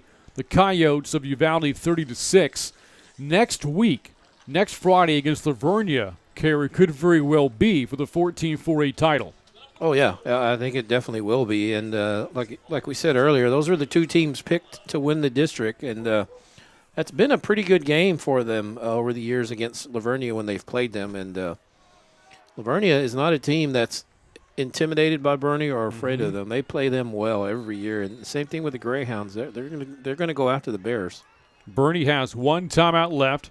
Following that timeout called by Coach Hendricks. Little trick play here. Graves downfield but overthrew Harper. So that time, both quarterbacks on the field for Boerne but couldn't execute. Yeah, and that was the little bit of trickeration play. That's the play they ran a few weeks ago for a touchdown. I believe it was against Pleasanton. It looked like he just kind of rushed the throw. Had probably more time to throw it, but incomplete, second down. You need to try to get the ball in heady field goal range, worst case here. Harper beat the coverage, too, for Boerne. 2nd and 10. It's Hetty. Hurdles over a couple of bodies. Takes it up to the 30-yard line. Short gain there. The clock will keep ticking. Approaching a minute to go in the half. Boerne's offense out of rhythm. Again, playing tonight without Rashawn Galloway. Yeah, and Hetty does a good job jumping up there, just clearing a defender. And, we might be we'll see what Hetty's range is depending on what happens on this play. His career long is 40. This would be from 47. Hendricks steps up. Now throws incomplete. Boerne sideline looking for a flag. It doesn't come. Hendricks looking for Garrison again. 4th down here for Boerne. And you asked the question, Kerry, what is the range for Hetty? Coach Hendricks saying in the offseason really worked on his leg strength and got stronger, but has never kicked from this distance. Yeah, and it looks like he's not going to get the opportunity here. It looks like they're going to go for it on 4th and long. That's a tough 8 yards on 4th down. Coach Hendricks keeps the offense on the field. His son, Houston Hendricks, manning the offense, facing the blitz. Hendricks steps up, rears back and fires for Prokacek. Diving catch made for the touchdown. How about that?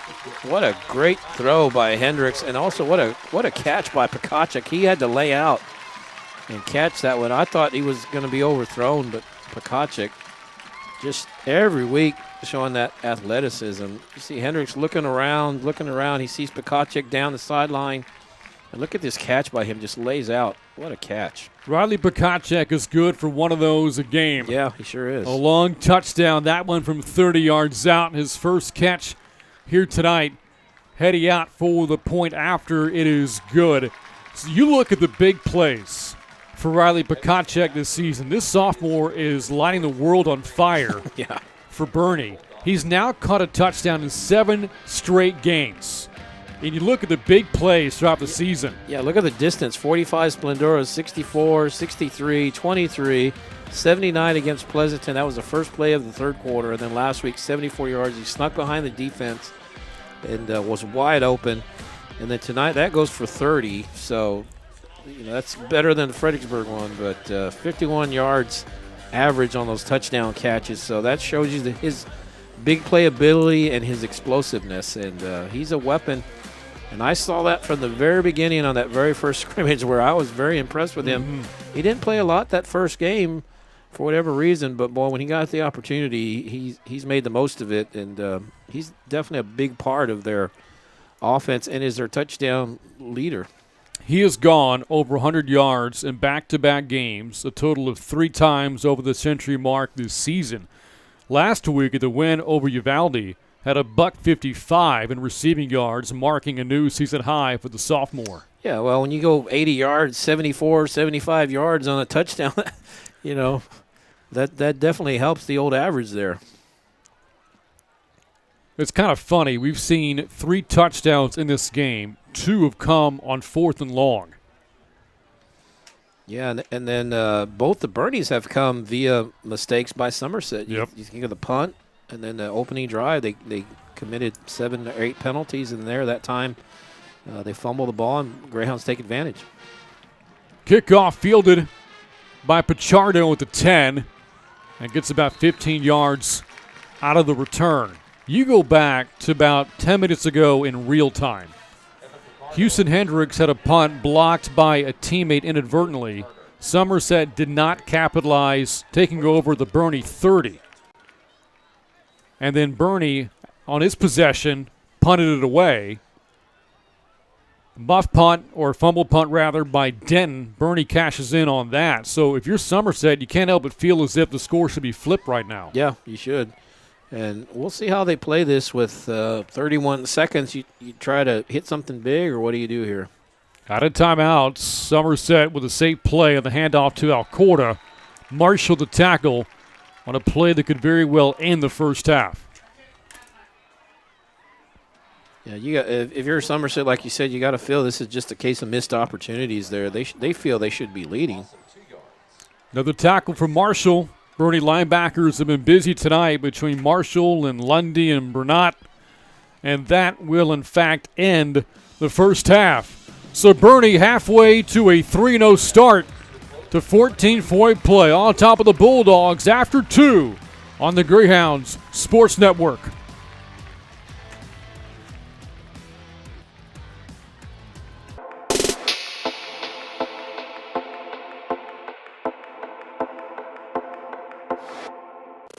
Hi, I'm Shane Wilson, principal at Boerne High School, and you're watching the Greyhounds Sports Network. Go Greyhounds! Box combo, please. At Raising Cane's, we do one thing, and we do it better than anyone else. So why not let our food do the talking?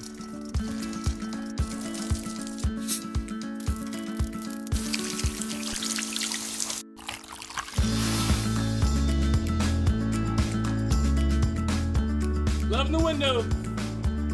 Raising Cane's, only the best chicken finger meals. One love.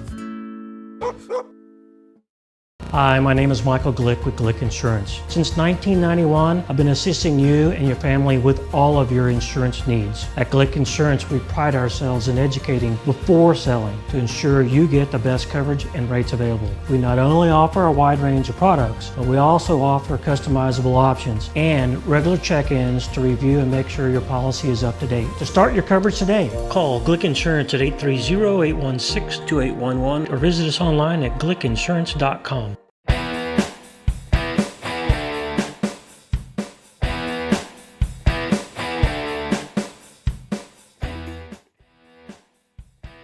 Scott.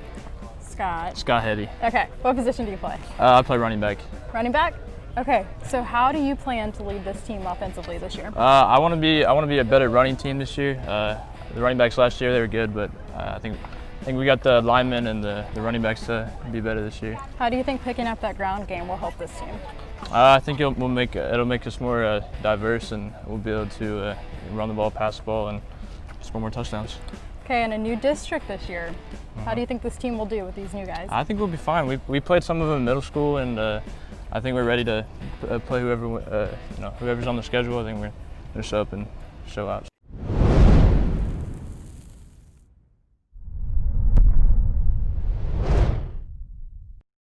Are you ready for a ladies' night out? Join us for Purse Mania 2.0 at the Bevy Hotel on Thursday, December 3rd at 6 p.m. You'll have a chance to win designer purses and accessories from top brands like Louis Vuitton, Burberry, Rebecca Minkoff, Consuela, Tory Burch, Kendra Scott, and many more. We'll have social distance measures in place, plated meals, our signature drink, a DJ, a photo booth, and door prizes. And you don't want to miss the highlight of the evening, our fashion show sponsored by the Dinger Trading Company, featuring our 12 Boerne ISD Teachers of the Year. Your donation dollars will support every student, every teacher, and every school in Boerne ISD. Table sponsorships and tickets are available now. Visit the BernieEducationFoundation.org to reserve your seat today. Box combo, please. At Raising Cane's, we do one thing, and we do it better than anyone else. So why not let our food do the talking?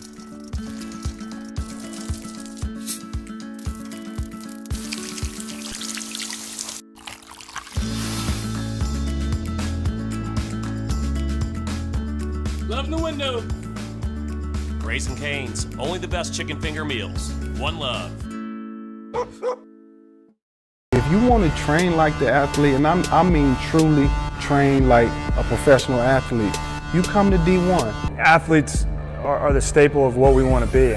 You want to be healthy, you want to be strong, you want to have a smile on your face, you want to be energetic when you walk into places and just have a presence about you. And so I think D1 creates that atmosphere, and they understand the opportunity they have in taking these individuals and making them better. D1 Boerne, The place for the athlete. This place is going to change the way I play the game.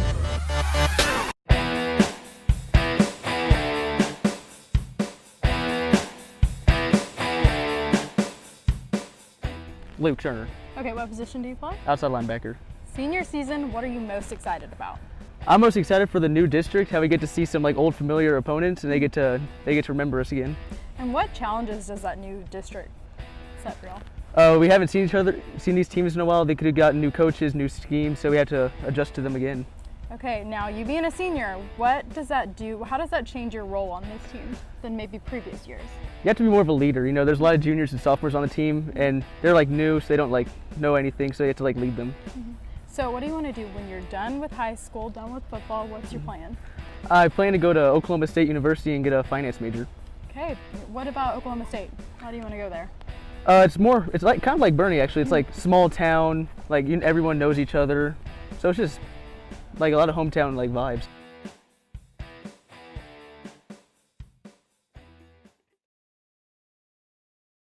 Better service, faster results. Let Toyota Boerne be your next pick for service. We're family owned and operated. And with express maintenance at our state-of-the-art service center, you'll be in and out in a flash. Right now, get 50% off your next oil change and complimentary loaner cars and rentals. Plus, service from our Toyota certified technicians is a recipe for success. Don't wait. Experience Vic's Pick for yourself. If you want the job done right, schedule your next service at Toyota Boerne.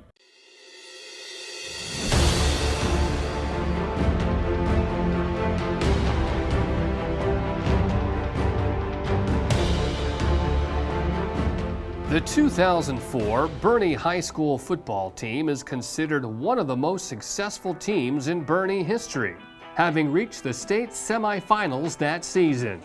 Coached by Tommy Bluta, the Greyhounds went 12-2 during the memorable 2004 campaign, winning the district, by-district, and regional championships before falling to Marshall 21-3 in the state semifinals. In the regular season, Boerne had huge district road wins over Alamo Heights, Kerrville, and Fredericksburg to finish 5-0 in district play. The district title was Boerne's first in more than 20 years. In the 2004 playoffs, the Greyhounds beat New Braunfels in the opening round 18-16 thanks to 4 Hunter Lawrence field goals. Boerne blew out Austin Lanier 33-7 in round 2 before beating Harlandale 20-6 in the regional championship game at the Alamo Dome.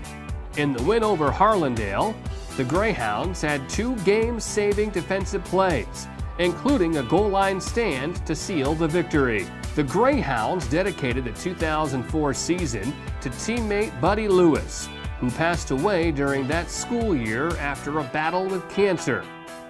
The Hounds carried Buddy's number 81 jersey to all the games that season. Congratulations to the Boerne ISD Athletic Hall of Honor Class of 2020, the Boerne High School football team of 2004.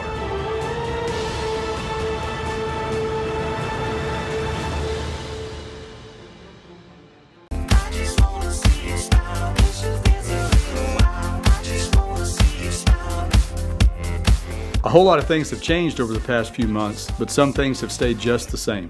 Here in Boerne, Texas, we are still making your kids smile. You may not see that as easily with those masks on, but those smiles are just beneath. And when this all passes, and it will, you'll really be reminded of how we just keep making them smile. Thank you for your trust and support, and go Greyhounds. Are you ready for a ladies' night out? Join us for Purse Mania 2.0 at the Bevy Hotel on Thursday, December 3rd at 6 p.m. You'll have a chance to win designer purses and accessories from top brands like Louis Vuitton, Burberry, Rebecca Minkoff, Consuela, Tory Burch, Kendra Scott, and many more. We'll have social distance measures in place, plated meals, our signature drink, a DJ, a photo booth, and door prizes. And you don't want to miss the highlight of the evening, our fashion show sponsored by the Dinger Trading Company, featuring our 12 Boerne ISD Teachers of the Year. Your donation dollars will support every student, every teacher, and every school in Boerne ISD. Table sponsorships and tickets are available now. Visit the BoerneEducationFoundation.org to reserve your seat today.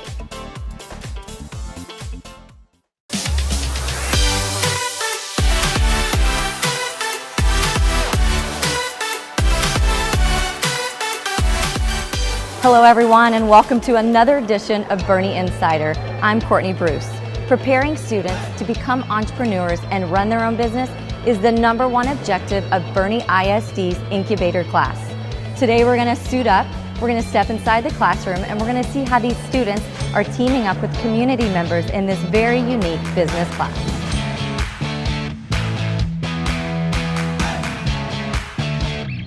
The BISD Incubator Program teams up real-world entrepreneurs and business experts with students to help them plan and execute their own business model. Students from both Boerne and Champion high schools pitch their ideas to potential mentors and will then be matched up with the experts who will assist students with their business plans. Students say this class provides them with important hands-on experience. I really like being in this program. It's so challenging and rewarding. And I feel like I've learned a lot of real world scenarios and marketing and budgeting, and I feel like if I wanted to start a business tomorrow, I would know the basics about it. Today, the incubator class is hosting Mentor Match Day to pair up students with their future mentors. They will have access to a network of professionals to further develop their skills such as teamwork, problem solving, presentation, and communication for college and career readiness. The mentors enjoy working closely with BISD students. I think it's a fantastic opportunity. You're not always given a chance to develop that until college or after college, and so to get to do that in high school with a team of people in the community that have resources, that have people that they can connect them with, is a fantastic opportunity. I think that I wish that I had this kind of opportunity when I was in high school.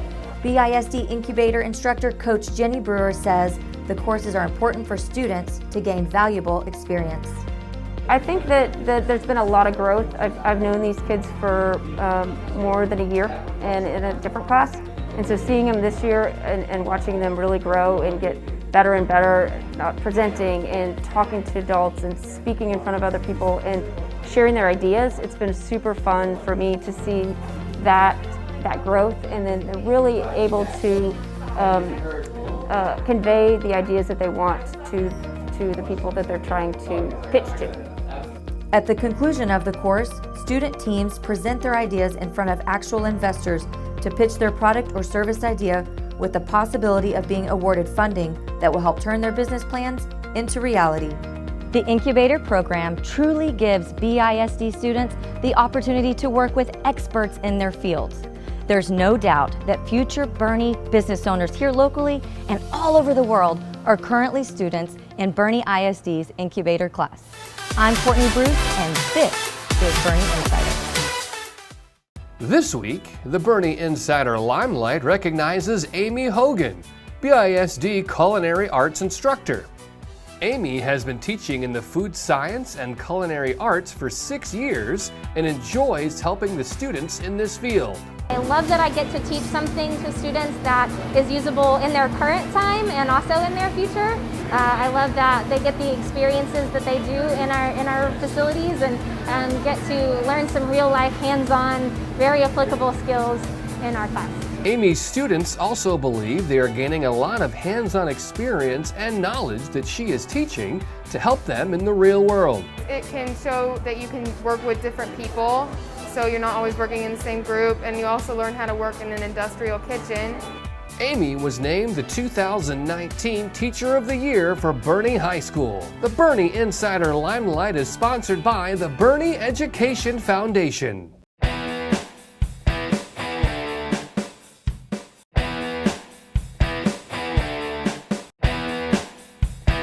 What position do you play? Corner. Corner. Okay, senior season. What are you looking forward to the most? I'm looking forward to really playing with my boys. Our work ethic has been really good during the off season, so I'm really pleased with where we're at the beginning of the season. And you being able to play with these guys for so long, how does that make it better? How does that make the dynamic on the team stronger? Our chemistry is really good. We had a large group of returning starters, so I think our chemistry on and off the field has just been amazing. Okay, what do you want to do when you're done with football, done with high school? What's the game plan? I'm hoping to go to college and study mechanical engineering, hopefully go into the military. So that's awesome. Do you know where you want to go? Possibly Texas A&M. Okay, cool. Okay, Maggie's or Mary's? Mary's, definitely Mary's. Okay, what's your order? 2 Sean's and a large sweet tea.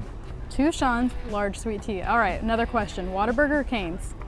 Whataburger, Whataburger. For sure? For sure. Hands down? Yeah, okay. Gotta get that patty melt. Okay.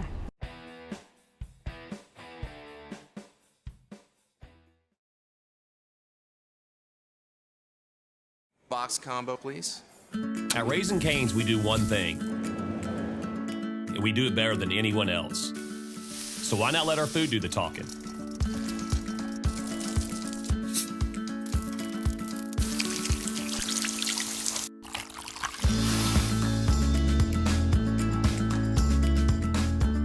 Love in the window. Raising Cane's, only the best chicken finger meals. One love. Hi, my name is Michael Glick with Glick Insurance. Since 1991, I've been assisting you and your family with all of your insurance needs. At Glick Insurance, we pride ourselves in educating before selling to ensure you get the best coverage and rates available. We not only offer a wide range of products, but we also offer customizable options and regular check-ins to review and make sure your policy is up to date. To start your coverage today, call Glick Insurance at 830-816-2811 or visit us online at glickinsurance.com.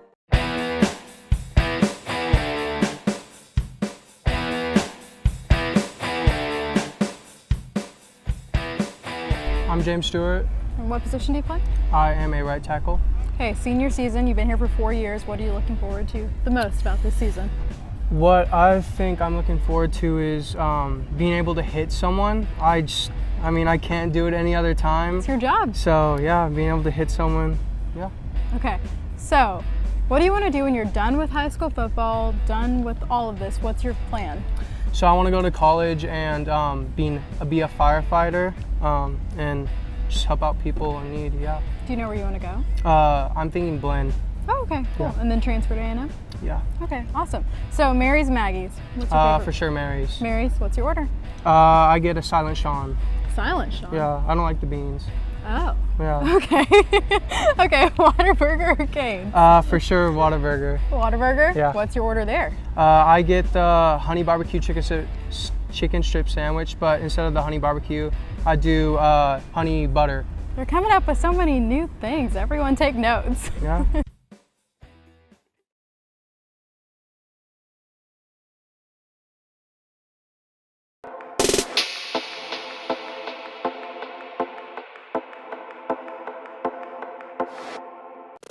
Hi, I'm Shane Wilson, principal at Boerne High School, and you're watching the Greyhounds Sports Network.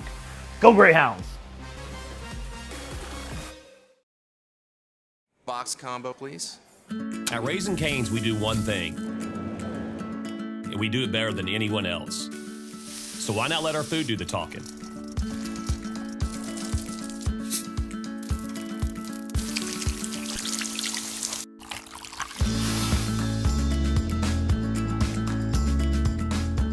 Love in the window. Raising Cane's, only the best chicken finger meals. One love.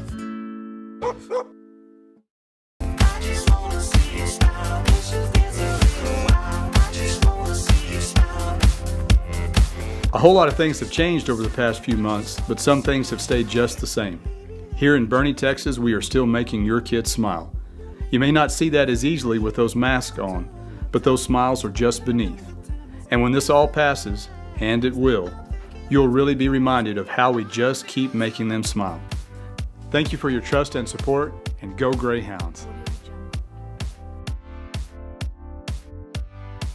Hi, my name is Michael Glick with Glick Insurance. Since 1991, I've been assisting you and your family with all of your insurance needs. At Glick Insurance, we pride ourselves in educating before selling to ensure you get the best coverage and rates available. We not only offer a wide range of products, but we also offer customizable options and regular check-ins to review and make sure your policy is up to date. To start your coverage today, call Glick Insurance at 830-816-2811 or visit us online at glickinsurance.com.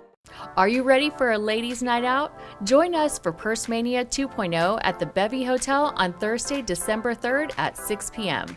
You'll have a chance to win designer purses and accessories from top brands like Louis Vuitton, Burberry, Rebecca Minkoff, Consuela, Tory Burch, Kendra Scott, and many more. We'll have social distance measures in place, plated meals, our signature drink, a DJ, a photo booth, and door prizes.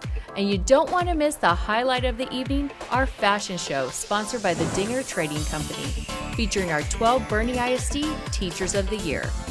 Your donation dollars will support every student, every teacher, and every school in Boerne ISD. Table sponsorships and tickets are available now. Visit the BoerneEducationFoundation.org to reserve your seat today. Better service, faster results. Let Toyota Boerne be your next pick for service. We're family owned and operated. And with express maintenance at our state-of-the-art service center, you'll be in and out in a flash. Right now, get 50% off your next oil change and complimentary loaner cars and rentals. Plus, service from our Toyota certified technicians is a recipe for success. Don't wait. Experience Vic's Pick for yourself. If you want the job done right, schedule your next service at Toyota Boerne. If you want to train like the athlete, and I mean truly train like a professional athlete, you come to D1. Athletes are the staple of what we want to be. You want to be healthy, you want to be strong, you want to have a smile on your face, you want to be energetic when you walk into places and just have a presence about you. And so I think D1 creates that atmosphere, and they understand the opportunity they have in taking these individuals and making them better. D1 Boerne, the place for the athlete. This place is going to change the way I play the game. Box combo, please. At Raising Cane's, we do one thing, and we do it better than anyone else. So why not let our food do the talking?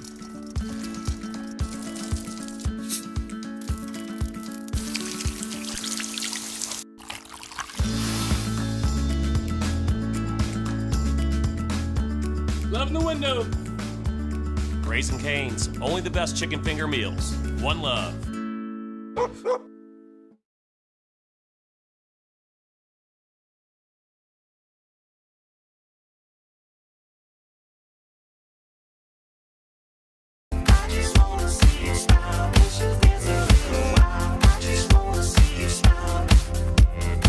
A whole lot of things have changed over the past few months, but some things have stayed just the same. Here in Boerne, Texas, we are still making your kids smile. You may not see that as easily with those masks on, but those smiles are just beneath. And when this all passes, and it will, you'll really be reminded of how we just keep making them smile. Thank you for your trust and support, and go Greyhounds.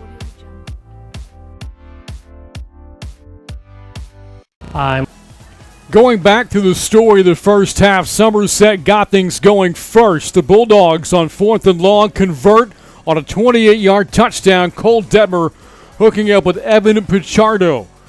Boerne, though, was able to respond.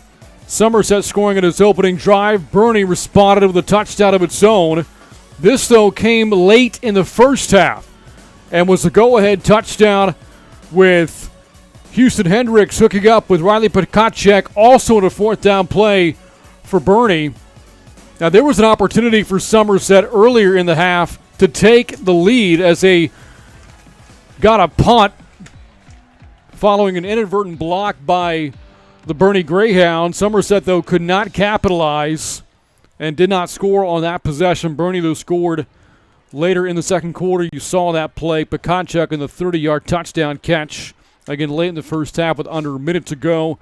Not really the scoring we're accustomed to seeing from Boerne in the first half. Carried just 14 points, but on top 14-7. Yeah, that's the most important thing is they're winning. And I think that's a big mental thing for them to go into the half with the lead, because if they're trailing or maybe even tied, I think they come out a little different, and it's affected their psyche a little bit. But I think having a lead, I think they're comfortable with this. And remember, they're going to get the ball to start. Mm-hmm. And so start the second half. So, we saw that touchdown pass from Houston Hendricks. He also had the quarterback sneak for a touchdown as well. So he's played well. Stepped up. Jackson Graves also has played well at the quarterback spot. And so between those two, they're going to platoon them in. I think they'll still see that in the second half. And then we talked about the defense. Somerset gets the ball at the 30, and the Boerne defense does a great job. Again, they've had big goal line stands, come up with big plays in the first half of all three games now, where they have turned away potential scores. The first two district games were deep in their own territory. Last week, 4th and goal at the 1. They stuff a quarterback sneak, and then the week before that against Pleasanton, 1st and goal at the 2 on the second down play. They throw an interception, and Will Pearson comes up. And then tonight, you saw them 4th and 2. They stuffed a run where they tried to hand off to the running back, and so they did it. They did it to Denton. They did a great job. The Greyhound defense has done a great job 3 weeks in a row, shutting down opponents that have the potential to score and put points on the board. Look at Coach Hendricks on the sidelines for Boerne when talking about this game and what he felt would be the important things for Boerne to come out with a win tonight, and that was protecting the football. In the first half, the Greyhounds did not commit any turnovers, limiting Somerset's possessions. Neither team had many. Of course, each team used up a lot of clock on long possessions in the first quarter, and if Boerne could run the ball effectively and control the clock and pace of play, like their chances. This was before he knew Rashawn Galloway wasn't going to play. Boerne, though, didn't run the ball that effectively in the first half. Yeah, and one thing that I think Houston Hendricks gives you is he's that running type quarterback. So maybe if he gets in there in that second half, we're talking about they're probably going to have to rest him a little because he does play defense as well. So, but I think we're still going to see him at quarterback as he's down there warming up. But I think he's a guy that can run the ball from that quarterback spot, and so we know Galloway could as well, and so he's like having another running back out there. And so if they get a lead, we might see Hendricks out there carrying the ball a lot, and then of course going to his two running backs out there that platoon in, Castrol and Hetty. Coach Hendricks spoke very highly of Somerset despite the Bulldogs' 1-5 record. Thought the record was misleading the team, much more impressive on film than the stats would show on paper. Also was mindful of the fact that Somerset has had to overcome a lot this season, of course, namely the sudden and tragic loss of their head coach, Sonny Detmer, and the impact of the COVID pandemic, delaying the start of the season for Somerset. By season's end, the Bulldogs will have only played 9 games. They didn't play their first until September the 11th. Yeah, and they're playing with a heavy heart, obviously, because of losing Coach Detmer and then the trainer as well. And so they're motivated this year. They're playing in honor and memory of a couple of their coaches. And so you can play at a different level when you're doing something like that. And so I think this game would mean a lot for them. And they battled well in that first half. Just a couple mistakes, and they got a feel that they should be leading, and they probably could be if they didn't have so many mistakes. So an illegal procedure penalty for Somerset starts the first half of the Bulldogs as Boerne starts at the 30. Another good tackle made out of the secondary by Joseph Flores. Read that swing pass to Hetty at a loss on first down. Starts the third quarter for Boerne. Yeah, and Hetty's going to go back and say, let's not make that throw again, because I was kind of blindsided on that one. And so Houston Hendricks does, in fact, start the third quarter for the Greyhounds. A pitch to Hetty on second down and long, and Hetty with a head of steam out across the 35. He's close to a first down. Gains 13 yards there to bring up third down and short. Yeah, and then that first play where Hetty he lost 4. So he gets 13 of it back here, 12 of it, let's say 3rd and 2-ish. And So that's a good 12-yard gain, makes it a very manageable third down. Third down, short to go. And Hendricks will keep it himself, and the quarterback has got the first down on a gain of 3. You can see it on the bottom of the screen. Our score graphic is frozen right now. We are in the third quarter, just underway. And there we go, Boerne on top again, 14-7. Well, that's a third down conversion right there by the Greyhounds, and you always see that in a game. What is their third conversions on third down? Well, the number behind the number is what's the distance. If it's 3rd and 15, the percentage is going to go low. If it's 3rd and 2 like there, they get it. Hendricks swings it to Hetty again, and again gets chopped down, this time by Alec Garces, although Hetty able to pick up positive yardage this time, a 2-yard gain and first down. Garces, good tackle, knocks him off his feet. Hetty does a good job holding on to that ball. Good clean tackle, goes low, knocks him off his feet, and just a short gain. The senior tailback / kicker, Scott Hetty, scored a couple of times. The 14-40 opener against Pleasanton, as Hendricks here is stuffed for a loss. On the tackle there for the Bulldogs, Josiah Robles, another tackle behind the line of scrimmage for him. And Boerne again faced with 3rd and long. That was an option. He had Hetty on the left side. You see Hetty looking for that ball. I don't think it was there for Hendricks to pitch it. He keeps it, and he's going to lose a couple, like you said, 3rd and 9. A trips formation to the top of the screen. As Harper comes in motion for Boerne. Here's a Bulldog blitz. Picked up by the Greyhounds pass protection. The pass for Prokacek, though, incomplete. And Boerne will punt it away on 4th down. Well, we know what Somerset thinks of Prokacek. He's double covered that time. And so I think you're going to see that. And one of the defenders didn't turn around. You see Prokacek. He reaches back to try to get the ball. And you said it, double coverage. Jordan Padilla was right there in position along with Dominic Terrazas. And Hendricks out to punt it away.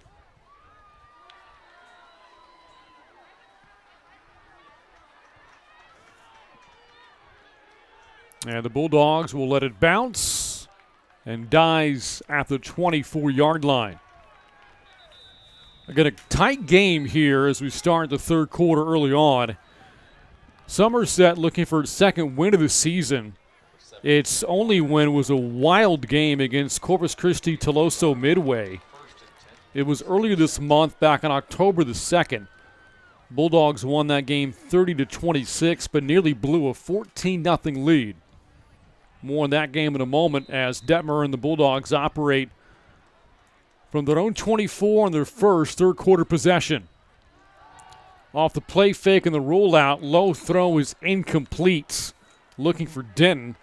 Just a 3rd incompletion of the game for Detmer. Brings up 2nd down.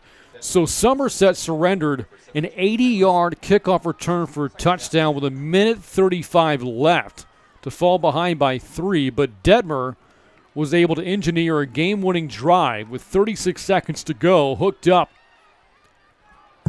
with his receiver, Evan Pichardo, for the game-winning touchdown. Or check it, Chase Denton with 36 seconds left to win that game. On the run, Julian Avila gets outside. Close to midfield on a good 2nd down run for the sophomore. Yeah, it was a good run. Again, we saw that in the first half once or twice where they get outside containment, and the Greyhounds lose containment on the outside, and you see Pearson come in, number 7, makes a shoestring tackle there and knocks him off his feet. But it's coming back. A hold called against the Bulldogs. That is the 11th penalty of the game for Somerset. Again, 9 of those came with the first quarter alone. Yeah, they've kind of settled down, obviously, because they were on pace for 36. So they've settled down, but the mistakes they've made have been costly ones for them. It's a spot foul, so 2nd down and 9. Boerne showing a blitz. They'll bring 5. Here it comes. The pass is ruled as a catch just short of the 30-yard line. Hauling it in, the tight end, Cade Simpson. 3rd down and 5 coming up for the Bulldogs. You see Detmer, he's going to throw to the running back. He pumps it, and then he goes downfield. And that's just a smart quarterback going through his progressions and his reads, and he finds the guy that's open downfield. And not a big gain, but it makes it 3rd and 5. Somerset's opening third quarter possession. Led early 7-zip. Boerne has since scored 14 unanswered. A flipped out quarter. Finds a crease at a 1st down. Brunot, the tackle, also there for the Hounds was Ethan Hamby. Good 3rd down play for the Bulldogs. Extends this drive. They just pitch it right side, and you see he gets hit. He's going to get tackled forward. And right there he kind of falls forward and gets the 1st down. That's enough to get it and move the chains now. Jacob Alcorta has been a workhorse of sorts tonight for Somerset. That's his 10th carry. Nobody else has more than 3 for the Bulldogs. Little swing pass. Good blocks out in front for Gutierrez. Somerset trying to stay ahead of the chains, able to pick up 4 on 1st down. You see Hendricks out there. He's the first one to get a hand on the receiver. And then Elijah Marshall. You see Hendricks out there, gets the hand right there on him, slows him down. Marshall comes and finishes it off as well as Aaron Oviedo. Just 12 1st downs the entire game last week against Livonia for Somerset. They've done a much better job moving the chains here tonight. 2nd down and 6. Detmer looking to throw. Feels the heat. And with McCarter breathing down his neck, just throws it towards the sideline. And also John Warden putting pressure from the backside, and that's just a smart play. And, of course, you expect a Detmer to make a play like that. There's nothing there. Just throw it away. And see, you see Warden coming in from the backside, and then he's being chased by McCarter, and that's the only play you got right there. Just throw it away and live to fight another down. And boy, did Boerne get after the quarterback last week against Uvalde. 8 sacks for the win over the Coyotes. Haven't really hit Detmer a lot tonight. 3rd and 6. The junior slings it way too high over the head of Gutierrez.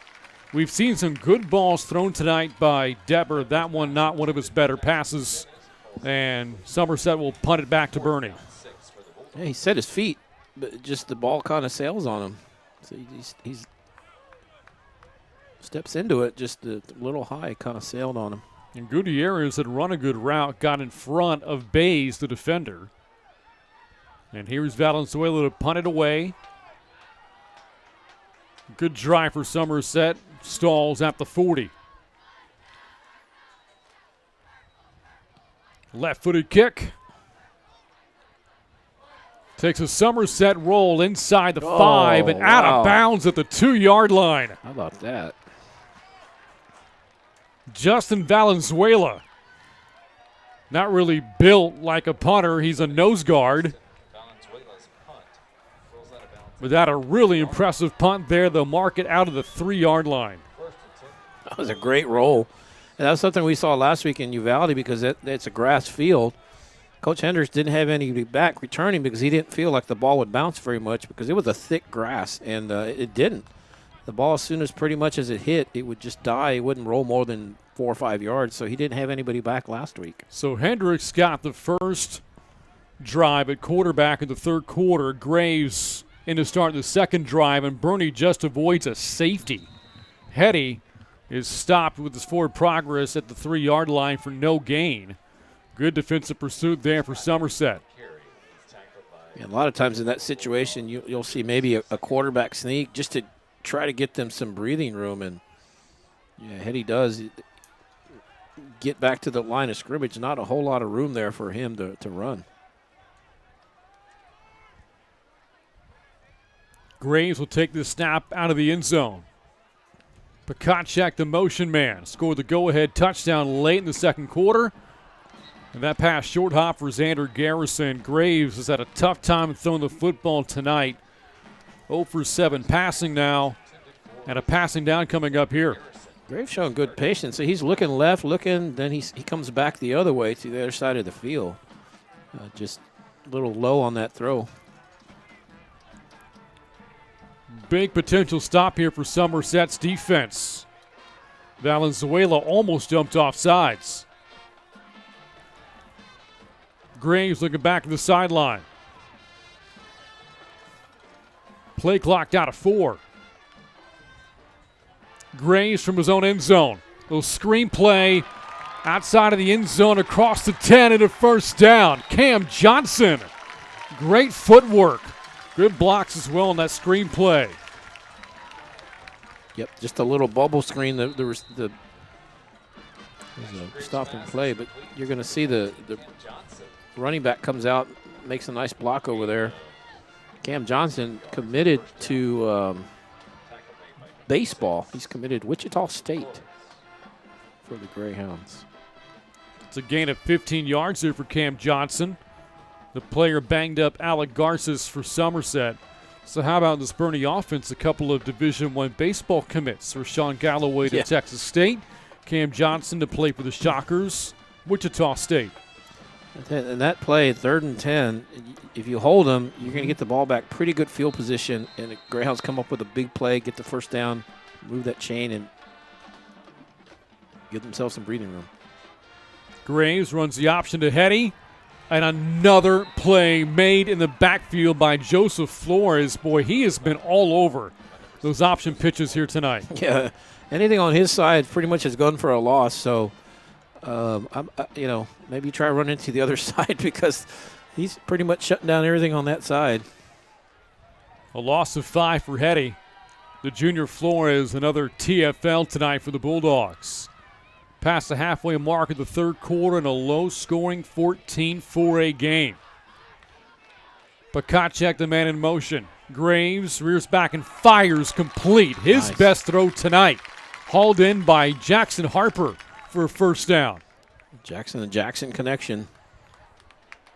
Those two hooked up on that trick play that they tried in that one game against Pleasanton a couple weeks ago. So after 7 straight incompletions to start the game for Graves, back-to-back strikes, 1 for 15, 1 for 16 yards. It's Hetty. Makes a nice move in the backfield, turns a zero-sum run into about a 4-yard gain. Yeah, so if you're going outside like they've tried to go outside and have not been able to do anything, next option is just run up the middle. With the team that's fast, just run right at them. And that time they go between the tackles, and Hetty gets about 5. Hetty is season high in rushing yardage last week in the win over the Coyotes. More than 5 yards a carry. 2nd down, 5 to go. Hetty, nope, it's the quarterback Graves himself. Stopped short of the first down. Tackle made by Joshua Korn after a gain of 3. Getting back to Uvalde here for a second. One of the first things I learned when covering a Uvalde football game, it is not Coyotes. Coyotes. It's Coyotes. Yep. 3rd and short. Graves again. Graves fighting for first down yardage. Didn't get it. It did not. Short by about a yard. Didn't get a good spot, but I don't think he would have gotten it anyway. Seth Ojeda with a tackle here for Somerset. Also coming in was Joshua Korn. Back-to-back tackles for Korn, and Boerne stays out there in offense. Looks like they're going for it. This is a risky move here. High risk, high reward, though. Maybe trying to get the Bulldogs to jump off sides. They did it so many times. Yeah, why not? Back in the first quarter. 4th and a yard. Graves moving ahead, close to the sticks. I think he got it, though. Maybe by about a half yard. But it's all he needed. Yep. And the drive continues for Boerne. And see, usually Hendricks, we know, is the running quarterback of the two, and that time you use Graves in that spot. Just needed 1 yard, and he got held up, but I think near the line, but I think he got it. Got stuffed there by Tristan Kurz. Graves, though, wins that battle. Dump off to Castro. He's got some room here. J.P. Castro into the secondary. And tackled just shy of the 40-yard line by Danny Salinas. Well, Castro's a speed guy. He's one of the faster guys, and so he comes out of that backfield. Nobody covers him, and Graves sees that. And you see nobody's ahead of him, and that's when he's the most dangerous, when he can get out of that open field and use that speed, and he gets him down to the 42. 20-yard pickup for Boerne as we approach 2 minutes to go in the third. Tight game on this Thursday night from Boerne ISD Stadium. Castro on the sweep. Spins away from Flores, who's been a thorn in the Greyhounds' side tonight. Good first down play there for the Greyhounds. Picks up 6. That time you see Castro's speed. That was a problem for Somerset. He gets to the edge. Just a simple handoff, but see, he gets around the containment there. He gets out, makes a nice spin move, and then finally brought down, but good 6-yard gain. Just his 4th carry of the game. On second down, Castro again with his 5th carry. Darts ahead, close to the first down. Will bring up 3rd and a yard to go. Only 5th carry, so he should be fresh. He should have fresh legs. And he's running like it on this series. Again, a player capable of hitting the home run. Saw it in the non-district finale against Fredericksburg, a 70-yard score that night. What a ball game that was. 3rd and short, Graves on the keeper, and he's got it. This drive for the Greyhounds started back at their own 3-yard line. They converted on 3rd and 10 from their own 3, a 4th and 1 conversion as well, a part of this drive. And Boerne has already marched to the tune of 53 yards so far. And this will be their 14th play, and they've used Graves 3 times on a run play, quarterback keeper. Make it 67 yards covered so far in this drive. Here's Pekacek, makes a move, and then got slammed down by Dominic Terrazas. But his ability, though, to make defenders miss, awfully impressive. Yeah, well, somebody had a pretty good shot on him right there. He catches pass, and then he right there makes a move and gets positive yards.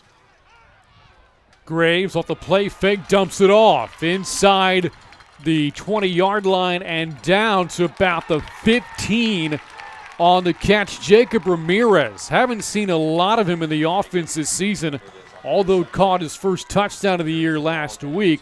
Moves the chains again for Boerne.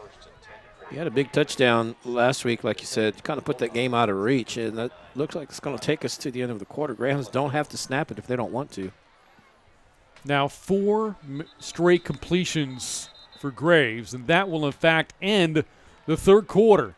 The first quarter felt like it took an hour. The third quarter over and done in about 2 minutes. We go to the fourth. Hounds clinging to a 7-point lead.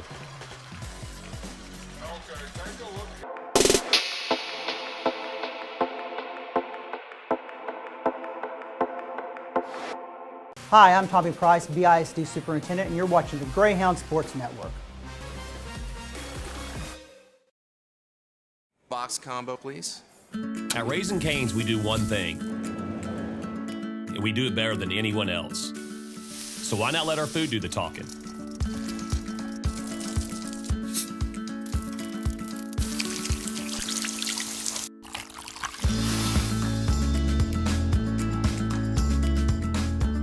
Love in the window.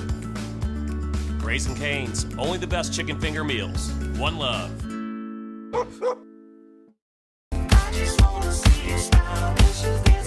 2 district games, 45-20 over Pleasanton, 30-6 over Uvalde, and neither one of those games all that close. Again, Boerne won kind of going away before the score was a little more cosmetic towards the end.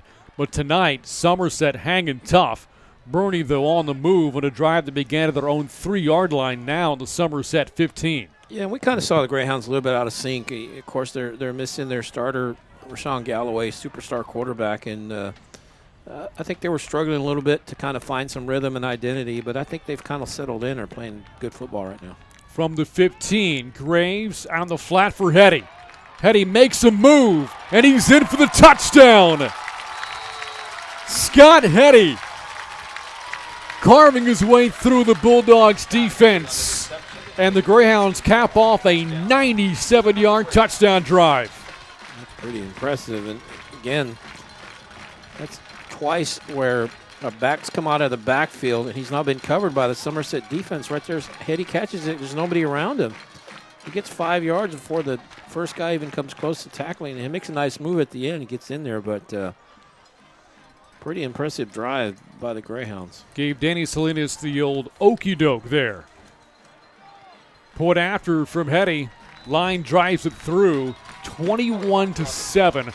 Boerne on top. You look at Jackson Graves. 5 straight completions on that drive for 81 yards. Of the 97 yards covered, 81 through the air, courtesy of Jackson Graves. Yeah, he's another guy. That's a guy he's settled in. We saw he started the game. I think he was 0 for 4 to start, but he's kind of gotten comfortable. And they ran him a little bit more on that drive as well, and he's made some good throws, and they're getting some good play calling. They're seeing what the Somerset defense has done, and they've called for guys out of the backfield, little wheel routes where no one's been able to cover them initially, and so they get a good head of steam going. So that was just a great drive all the way around. Just a good play calling, good execution, good throwing, good catching, just good blocking, everything. That was a well put together drive right there by the Greyhounds. So the Greyhounds have now scored 21 unanswered after Somerset opened the game with a touchdown drive of its own. But since then, Boerne's defense pitching a shutout. Talked about this earlier. Coach Hendricks saying that Boerne's defense playing at a very high level here in 14-4A play. And they've been up to the task so far tonight. And they'll be tested again next Friday in the regular season finale against Lavernia. Very good Bears team. Also out to a 2-0 district start. How about this? 16-play drive, covers 97 yards, took 6:55. That's why that quarter went so quick. More than half of it. 6:48 was gone in that third quarter. Hetty's kickoff. Fielded inside the 5 and returned this time by Pichardo. And Pichardo, who scored the only touchdown for the Bulldogs, out to the 22. So Boerne with a win tonight would clinch a winning record for the season. You look at the last 6 seasons for Boerne. A lot of winning marks there, certainly. A year ago, a third-place finish in district. The aspirations higher this year. What an era of Greyhound football this has been. Yeah, look at the 2018. They tied for first. They shared it. They have not won a district title outright since 05. So they want to win one outright, and they're going to have the chance next week. And this is year 3 for Coach Hendricks now at Boerne as Avila takes a handoff for a minimal gain there for the Bulldogs. I think since 05 they've shared 2. Coach Hendricks shared 1 in 18, and then also Coach Dormady, when he was here before, he shared a district. I think his was a try. One of them was a try. And then so they've had 2 shares, but they want the outright one. And could have that chance next week. There's Detmer second and long, pressured by McCarter. Or by Hamby, beg your pardon, steps away and throws it down the field, nearly complete for Pichardo. Will bring up 3rd down and 9. You look at Boerne's defense last week, the numbers the Greyhounds put up. They pitched a shutout in the first 3 quarters against the Coyotes. Held Uvalde to negative yards rushing, minus 23 yards last week. Also forcing a pair of turnovers. Pick your stat. And Boerne's defense looked really impressive last week. Well, I was looking at Hamby on that play. Detmer's running for his life because Hamby is right there. Makes him throw that ball way before he's ready. Can't even set his feet. Throws it on the run against his body, and so that's what happens, incomplete. On 3rd down, Detmer throws it to the near side, incomplete for Avila. Hendricks covering on defense. And Somerset, which again got out to a great start offensively, has been unable to solve Boerne's defense since then. Yep, and right there you see the throw just a little rushed. I think Detmer felt a little bit of pressure that time. He kind of had to throw it. And, yeah, Greyhound defense, I think that's been the strength of their team, has been their defense so far this season. Valenzuela's last punt pinned Boerne at the 3-yard line, but the Greyhounds still found a way to score. Fields a short hop there. And the punt will trickle down to about the 37-yard line with 10:44 to go.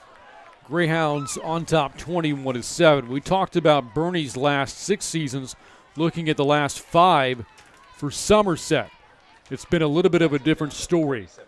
Last year, a 3-7 record, missing the playoffs a year ago, but before that, a really good run for Bulldog football. Yeah, average 9 wins a year, and you go back to the 15 and 16 years, 10-win seasons back to back. That's pretty impressive to win 10 games consecutive years. That's the kind of the benchmark in high school to get that 10 wins.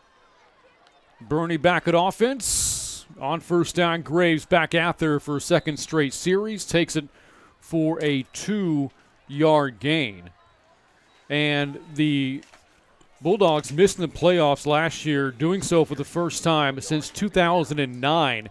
But again, they were playoff regulars this past decade, reaching at least the third round 4 times, a run of the state quarterfinals in 2010. They won at least a share or an outright district championship in 4 straight seasons from 2014 to 2017. What a job by the late Sonny Detmer with what he's done with this program. Yeah, and they had some great athletes go through, and they won the region in basketball. On second and long, Graves stacked up here and shoved back by Tristan Kurz. They won the regional championship one year in basketball, got to the state tournament, and Greyhounds were there as well, got beat in the semis. And then Somerset ended up winning it, make it to the state tournament. So, it's like one guy said, donkeys don't win Kentucky Derbies, it's thoroughbreds. And you need thoroughbreds to win and to get to the state tournament and to have 10-win seasons. They've had some really good athletes go through there over the years. But I would pay to see donkeys run in the Kentucky Derby, though. Yeah. Right? Now you're talking endurance, that's a whole nother thing. But talking about a speed racer, it's those guys. 3rd and 8. Graves, a strike to Johnson. Put it on him. A little bit behind him, but reeled in by the sophomore receiver.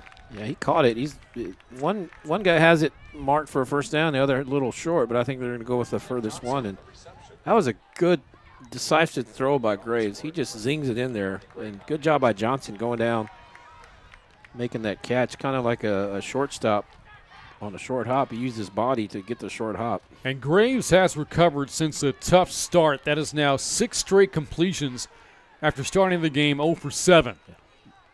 Graves on the rollout here. And that one right on target. A flag flies in after the pass is held in by Max Garcia. And we'll check the flag. And that throw to Cam Johnson, that was a very confident throw that he made right there. And that was a good throw right there as well. So he's definitely feeling very confident out there, very comfortable. We'll see if the play stands. It'd be about a 7-yard gain or so. There were 13 accepted penalties combined in the first half, just 2 so far here in the second, and none against Boerne. Well, yeah, you knew they couldn't. Somerset committed 9 of them. You knew it's going to be a push, offensive screen type deal. And there is the first Boerne penalty of the second half. Just jinxed it. That's right. You look at some of the numbers for this Boerne offense with Rashawn Galloway at the helm, averaging close to 35 points a game, 10 points per game better than a year ago. And again, Boerne's offense last year was very good. But also the Greyhounds' ability to protect the football. Just 10 turnovers so far through the first 7+ games, none tonight. No turnovers last week either. 1st and 25. A safe play for Castro on the sweep. Trying to stay in bounds, but you see the speed there. He just gets around the defender. That's Robles out there who's trying to contain the edge. You just see Castro just kind of say, "Oh, excuse me."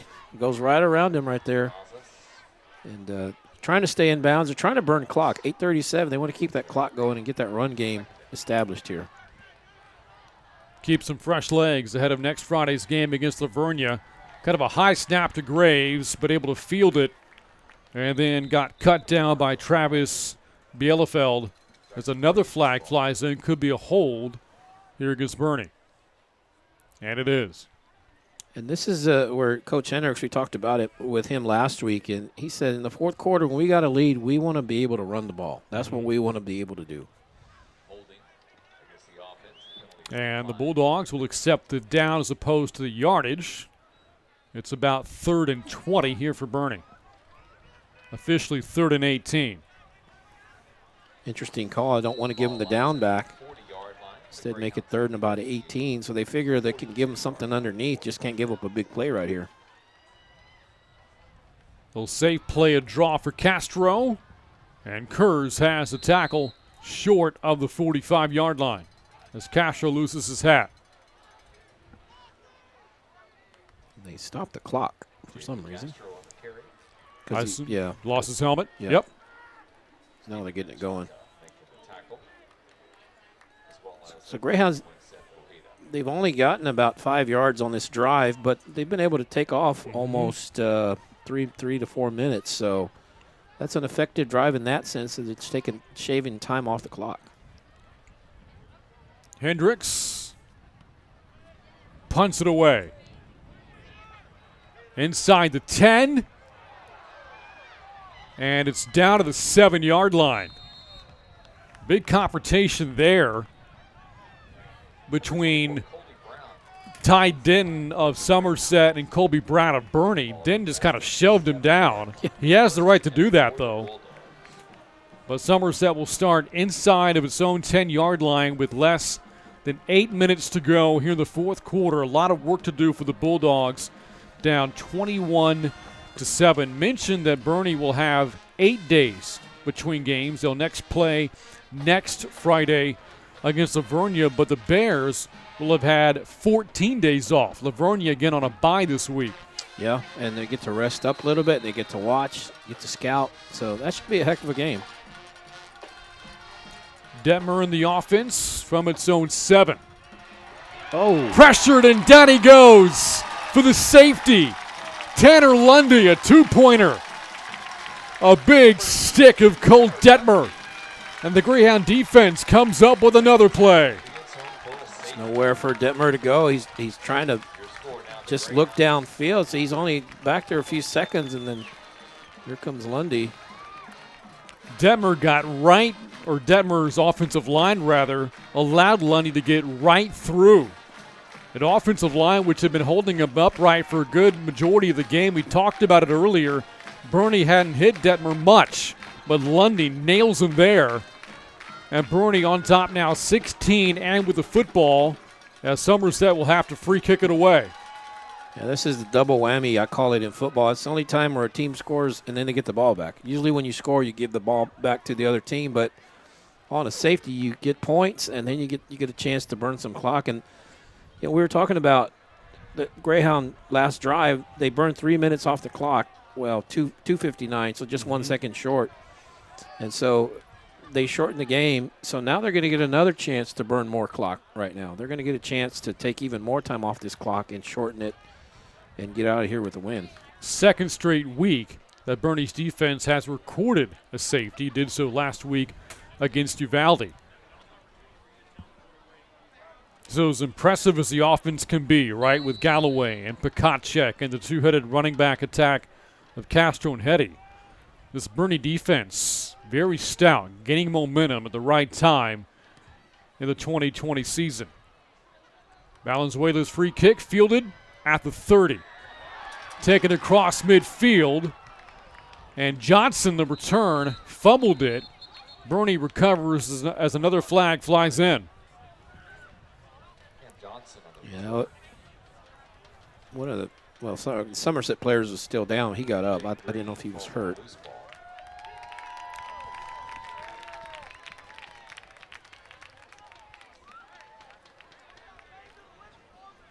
this point, it's going to be on the Greyhounds a push in the back, or push or block, whatever. But at this point, it doesn't matter where they start from.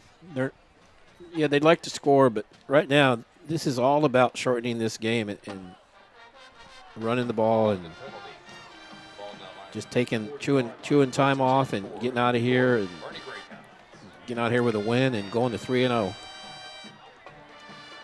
And Boerne is 739 away from doing that. And this will improve their overall record to 6-2 if they hold on. The run play for Hetty got stacked up. Minimal gain there will bring up 2nd down and 9 for the Greyhounds. Well, tomorrow this stadium, it's the Chargers' turn to play. Yes, and I will be back for that game. And then between tonight's game and tomorrow's game, we're going to have the Hall of Honor ceremony for Boerne ISD, the Athletic Hall of Honor.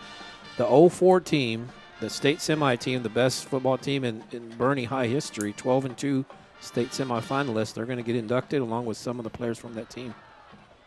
Here's Hetty, got wrapped up by Kurz. He's had a good game tonight for the Bulldogs. A loss there of about 5 yards for Hetty. And that's going to bring up 3rd down and long for the Greyhounds. You mentioned the great players on that 04 team. Among them, Hunter Lawrence. Hunter Lawrence, who we know played at Texas and kicked and signed with Tampa Bay after his days. It's going to be a penalty on the Greyhounds there. So, because there was a loss on the play, they're not going to accept it. It'll be 3rd and 16. Champion will be playing Medina Valley and the Chargers district opener tomorrow. Yep, and they had off last week. Coach Kaiser tried to find a game for a while, not able to. So he was kind of glad, though, when he wasn't able to, just because they were able to rest a little bit. 3rd and long, it's Hetty again. Picks up some of that lost yardage back, and Boerne will punt it away. Following the 13th carry of the night for Scott Hetty. Big question mark for Boerne is whether or not Rashawn Galloway will be available next week for the game against Lavernia. Yeah, we don't know. That's going to be a big key. And it is in Lavernia, so going back to that Hall of Honor, Russell Moldenhauer was on that team, played baseball at University of Texas, and of course Drew Oldest, who played football at Texas as well. The punt from Hendricks inside the 20-yard line, and Brown will dot it at around the 19. Halfway through this 4th quarter, Greyhounds firmly in control, 23-7, although it's still only a 2-possession game. The Somerset here, a lot of real estate to cover as they take over their own 19. They've had a rough go in the second half. They had a punt. Nice punt, 57-yarder. But the Greyhounds go the distance and score. They had a 40-yard punt, and then they had a safety, so rough sledding so far. Here's Detmer back to throw. Slings it complete. No, dropped just shy of the 30-yard line.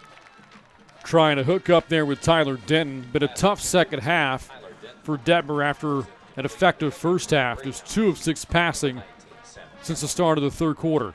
Yeah, we talked about Greyhound defense, punt, and safety, and that's them. That's the Greyhound defense taking over this game, kind of putting their footprint on it here. Run play for Alcorta. Whoa.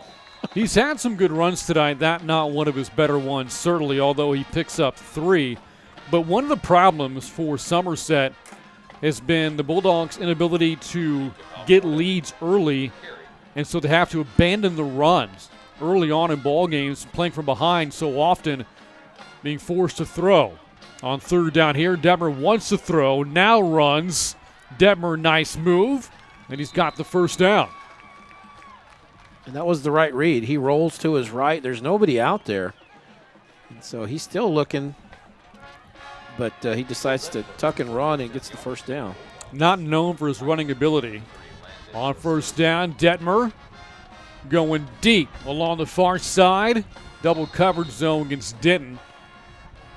That's going to bring up 2nd down and 10. You see a number of Greyhound backups now in the game on defense.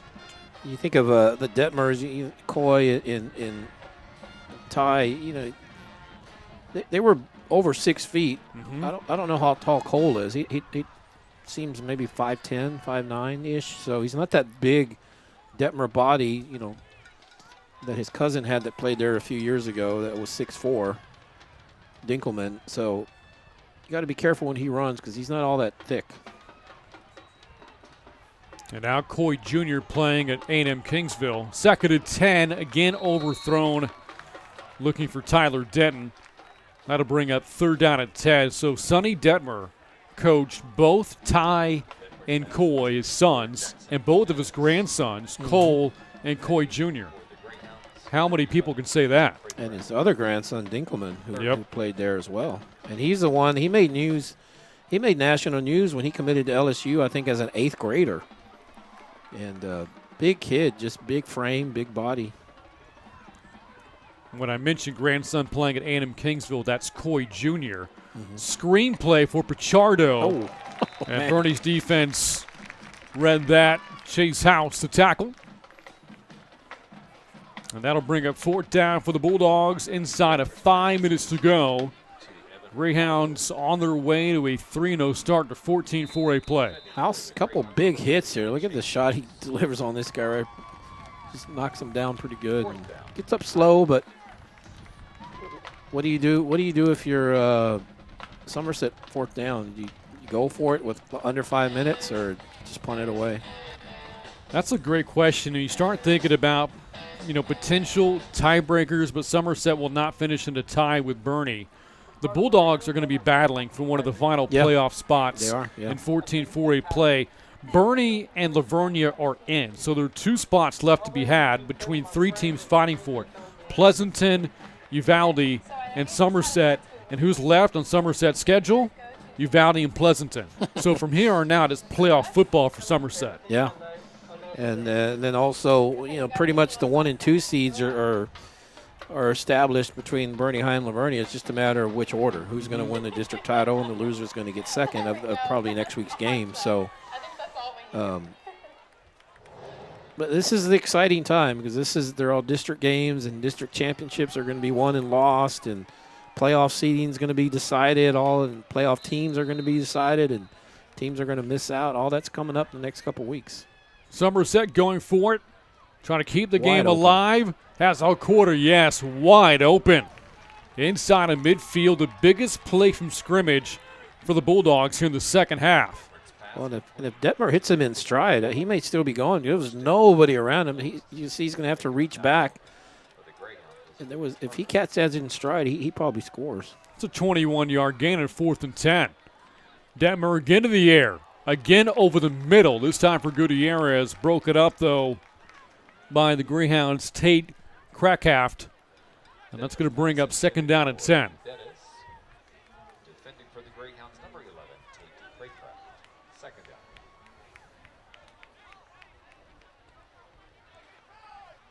Boerne once down, 7-zip. 23 unanswered. Defense got a safety early in this 4th quarter. Detmer to throw. Over the middle again, bobbled and finally brought in by Simpson. His 2nd catch, good for just a couple. Good job holding on to it by Simpson, but that's generally up across the middle. You can't really bobble passes because that allows the defense to kind of close in on you. Lucky didn't take a pretty good shot there. On 3rd and long, Detmer facing the pressure, going deep for Pichardo. Hauls that one in. Inside the 15. Another impressive catch tonight for Evan Pichardo. Well, you see the Bulldogs have weapons, and it's just a nice throw by Detmer. Gain of 34. Does a good job holding on to that pass. Pichardo had the 28-yard score back in the 1st quarter.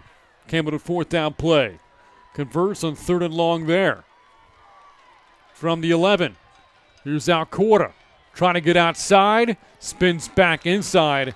Got wrapped up by Jesse Freeman. He'll lose a yard. And Alcorta slow to get up.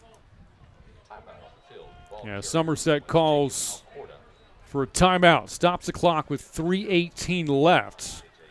Still a 2-possession game, so the game not quite in the books yet. Somerset has shown some resolve in this drive. Yeah, sure have. They've hit a 21-yard pass completion and on 4th and 10, and they've hit a 34-yard pass completion on 3rd and 8. Now I know the Greyhounds, probably moving guys in and out, and that might be part of it. But Somerset, if they score here, that would make it pretty interesting because, you know, do you go for 2 and make it a 15-23? Yeah. And make it a one-possession game if you score. So not quite out of the woods. The Greyhounds aren't. Out of the timeout, Boerne's defense takes a field. Some starters out there, sprinkled in with a couple of backups. Trying to hold here with Somerset driving inside the 15-yard line. Detmer with some nice completions on this drive of 21 and 34 yards.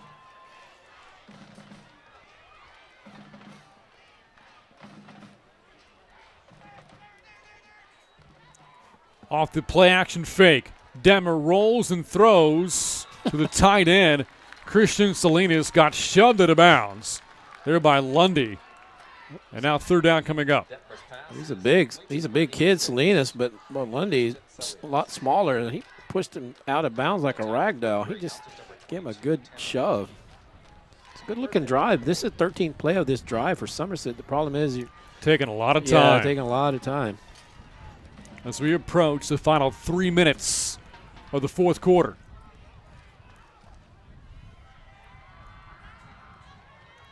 Detmer again off the play fake. Throws for the end zone. Pichardo wide open. Hauls it in. His second touchdown. And the Bulldogs not going away quietly here tonight. You got to go for 2. That was just a great throw by Detmer. He just threw it right at the pylon. Made a great throw on the run, throwing against his body. Detmer's second touchdown pass. Threw one last week against Livonia. Look at this throw, just a perfect throw. Good job by Pichardo getting his right foot down inbounds. And Somerset now going for 2. Trying to make it a one-possession game. And the Bulldogs will call for time. Well, that's going to leave them with none, I think. I think they're down to, I think that was their last one. And because of that, if Somerset, or even if they don't convert on the 2-point attempt here, Bulldogs, you would think, would go for an onside kick following this conversion attempt. Yeah, especially since, like you said, there's no way to stop the Greyhounds, who's going to run the ball, obviously. Boerne defense trying to come up with a stop here. And now that safety really looming large in the game right now. This is what's forcing Somerset to go for 2. If not for that, you kick the point after and make it a 7-point game, and maybe you have another timeout or 2 in your back pocket. Yeah, and then what will make it even more interesting is we know they're going to onside kick if they're able to recover it and get the ball. That would make it really interesting.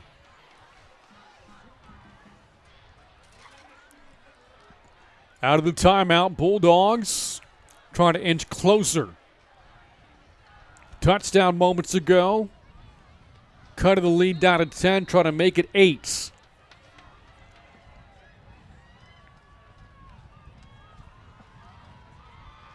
Detmer threw that one way over the head out of for Alcorta. Somerset trying to set up a bubble screen there, didn't work. And so with 3:06 left, Boerne's defense holds and keeps it a 10-score game. And that's huge. It's a 2-possession game now, so Somerset would need to get the ball twice versus just once to tie it. Although they would have had to get another 2-point conversion. But looked like just a miscommunication there. It looked like Detmer was throwing to a certain spot, expecting his receiver to be there, and he wasn't there. So that was a kind of dodged the bullet there, the Greyhounds did, but 3 minutes away from you just gotta. It's going to come down to this onside kick. They can get this. They can salt it away since Somerset's out of timeouts. Bulldogs, long and lengthy drive, but they took up a lot of clock, did not get the 2-point conversion. Yeah, they go 13 plays, 81 yards they covered, and they took 256. Hit some big plays. 3rd and 8, 4th and 10, 3rd and 7, 3rd and 4 on the touchdown. So it doesn't appear Valenzuela's lining up an onside kick. But there it is. Oh, look out. It went 10 yards. They got it. Well, let's see. Somerset says they've got it, and the Bulldogs do. Perfectly executed onside kick by Valenzuela. The ball picked up by Jordan Padilla. Well, Valenzuela was trying to get it just straight up the middle. But did he touch it before it went 10? That's what they're talking about. Obviously, there's no replay in high school football, and it is called illegal touching against Somerset, rightfully so. You could see it, Valenzuela. Yeah, he got it really like a yard. If he'd have just waited another yard, Yep. another second, he probably could have been able to recover it. But that still would have put him in a tough spot because they would have had to score and then get the ball back again. So the Greyhounds take over inside of midfield, nursing a 10-point lead. Some fourth quarter drama, but it appears the Greyhounds have shut the door or slammed the door shut against Somerset now. Looking at milk clock. Yeah, they're just going to run it. In the head, he's the guy. He's the big back. He's got the big body. And Somerset can't stop the clock, so he's just going to stay in bounds and run this down. Little pitch there. A shovel pass for Boerne. Graves to Seth Davenport, the backup tight end. A loss of a few yards there. In fact, it's a loss of 7 for Boerne, but for the Greyhounds, the more important thing is to keep that clock moving. Yeah, it doesn't matter. So they're gonna, you would think, take this play clock down. And I like how they're doing it. They're not making the linemen get down and set, and then hold that spot. They're just letting them stand up at the line and then running the clock down. Last week, Galloway threw completions to 8 different receivers for Boerne. The combination of Graves and Hendricks at quarterback, they've hooked up with 7 different receivers now tonight. Watch his feet. As Graves there awkwardly tackled by Seth Ojeda. And Graves took over at quarterback following the first third quarter drive from Houston Hendricks, and he stayed in the game since then. Yeah, he's done a great job in the second half. It just seemed like he got comfortable out there and got his confidence and making some nice throws and made some nice runs as well. 3rd and 18. The only job here for Boerne is to stay in bounds. The best Somerset can do is get the ball back with about 15 seconds to go. As Graves is tackled after a short pickup.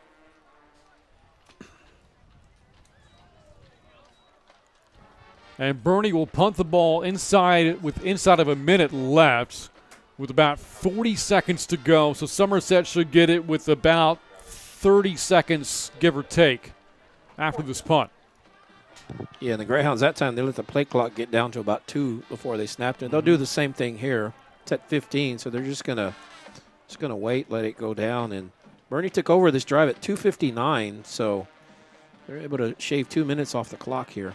It looks like Coach Hendricks instructing his son, Houston, to not call for the snap, take a delay of game, or call for timeout. It is the latter. With 46 seconds to go, and Boerne on its way to his 6-2 record, 3-0 in 14 4A play. A new district this year for Boerne, and the Greyhounds so far have been up to the task. Yeah, and you think of that 6-2, and you think of those 2 losses. Those were games. Sweetwater, which we saw, and then of course Fredericksburg, they lost it on the last play of the game. Mm-hmm.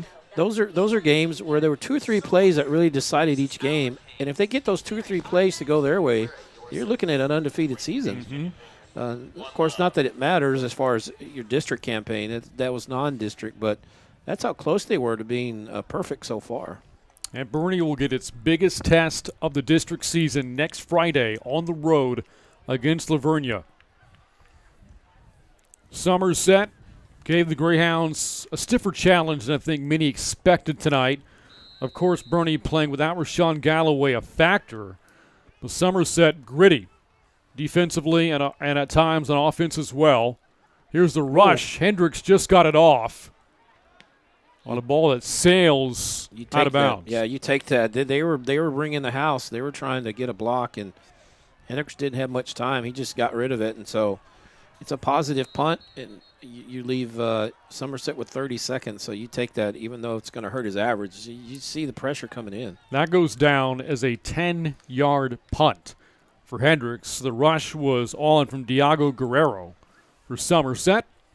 Bulldogs take over with 30 seconds to go, trailing by 10. Everything seems academic right now. They're going to put, I think, about 10 seconds on. I think is what they're going to say. Because it was at 40-something when they called timeout. Yep. And 15 seconds didn't. Talk about home cooking there. Wait, a 10-yard punt taking 10 seconds. Yeah, they put 40 back up. That's tough to do. So Detmer takes over from the 45 with pressure in his face. Whoa. Hits Simpson. Stays in bounds. Did not get a first down either, so the clock will keep ticking. There's a flag, so there is. Hold on. I think it's going to be on Somerset. Where the pass was thrown. It's in the backfield. It's going to be a hold. That goes down as the 12th penalty of the game for the Bulldogs, although just 3 for them here in the second half. Yeah, and you knew they were going to settle in. You knew they weren't going to commit 9 a quarter. They weren't going to finish with 36. I've never heard anybody finishing with 36. So you knew that wasn't going to happen. They played pretty clean after that. That would have been a game to remember here tonight. That would have been with a record book. Detmer got hit as he threw that football. Big time pressure from the blind side from Preston Parker. Detmer bounces back up. Clock stops with 22 seconds to go. Bounces back up. You see Parker come in from the right side here. And Detmer gets up, but he gets up slowly. Second and third stringers out there now for Boerne's defense, trying to make some plays here in the game's final moments. Here's Detmer again. Slings it complete to midfield. Pichardo, close to a 100-yard night tonight, catching the football as he picks up 12. That was a nice throw by Detmer. That was a perfect spiral. And Pichardo just gives himself up after a nice game. Game's final play, barring a penalty. Detmer throwing it deep, and it's incomplete, and that will do it. And the Boerne Greyhounds remain undefeated in 14-4A, play a perfect 3-0 as they outlast a gritty Somerset football team on a Thursday night here at Boerne ISD Stadium. Yeah, just a strong recovery by the Greyhounds. They fall down 7-0, come back, score 23 straight before Somerset can get on the board again. And talking to Coach Hendricks early in the year, they're picked to win the district. And did you see Matt Mahalik going out there? And talking to Coach Hendricks about district and the fact that they were favored, and he said, I don't want to talk about that because a lot can happen between now and then. We're going to play 7-8 games. And so guys are going to get hurt. A lot can happen. And so we'll talk about district later. And so now is the time to ask him about it because they're going to get to play for the district championship next week. 8 games in the books in this unprecedented 2020 season for the Greyhounds. 1 game to go. Next week's regular season finale against Lavernia, as that's going to wrap things up here for us tonight on this Thursday from Boerne, Texas. The Greyhounds defeat the Bulldogs 23-13. On behalf of our entire Greyhound Sports Network crew and my partner, Kerry Barbosa, I'm Brain Freeman saying good night from Boerne ISD Stadium.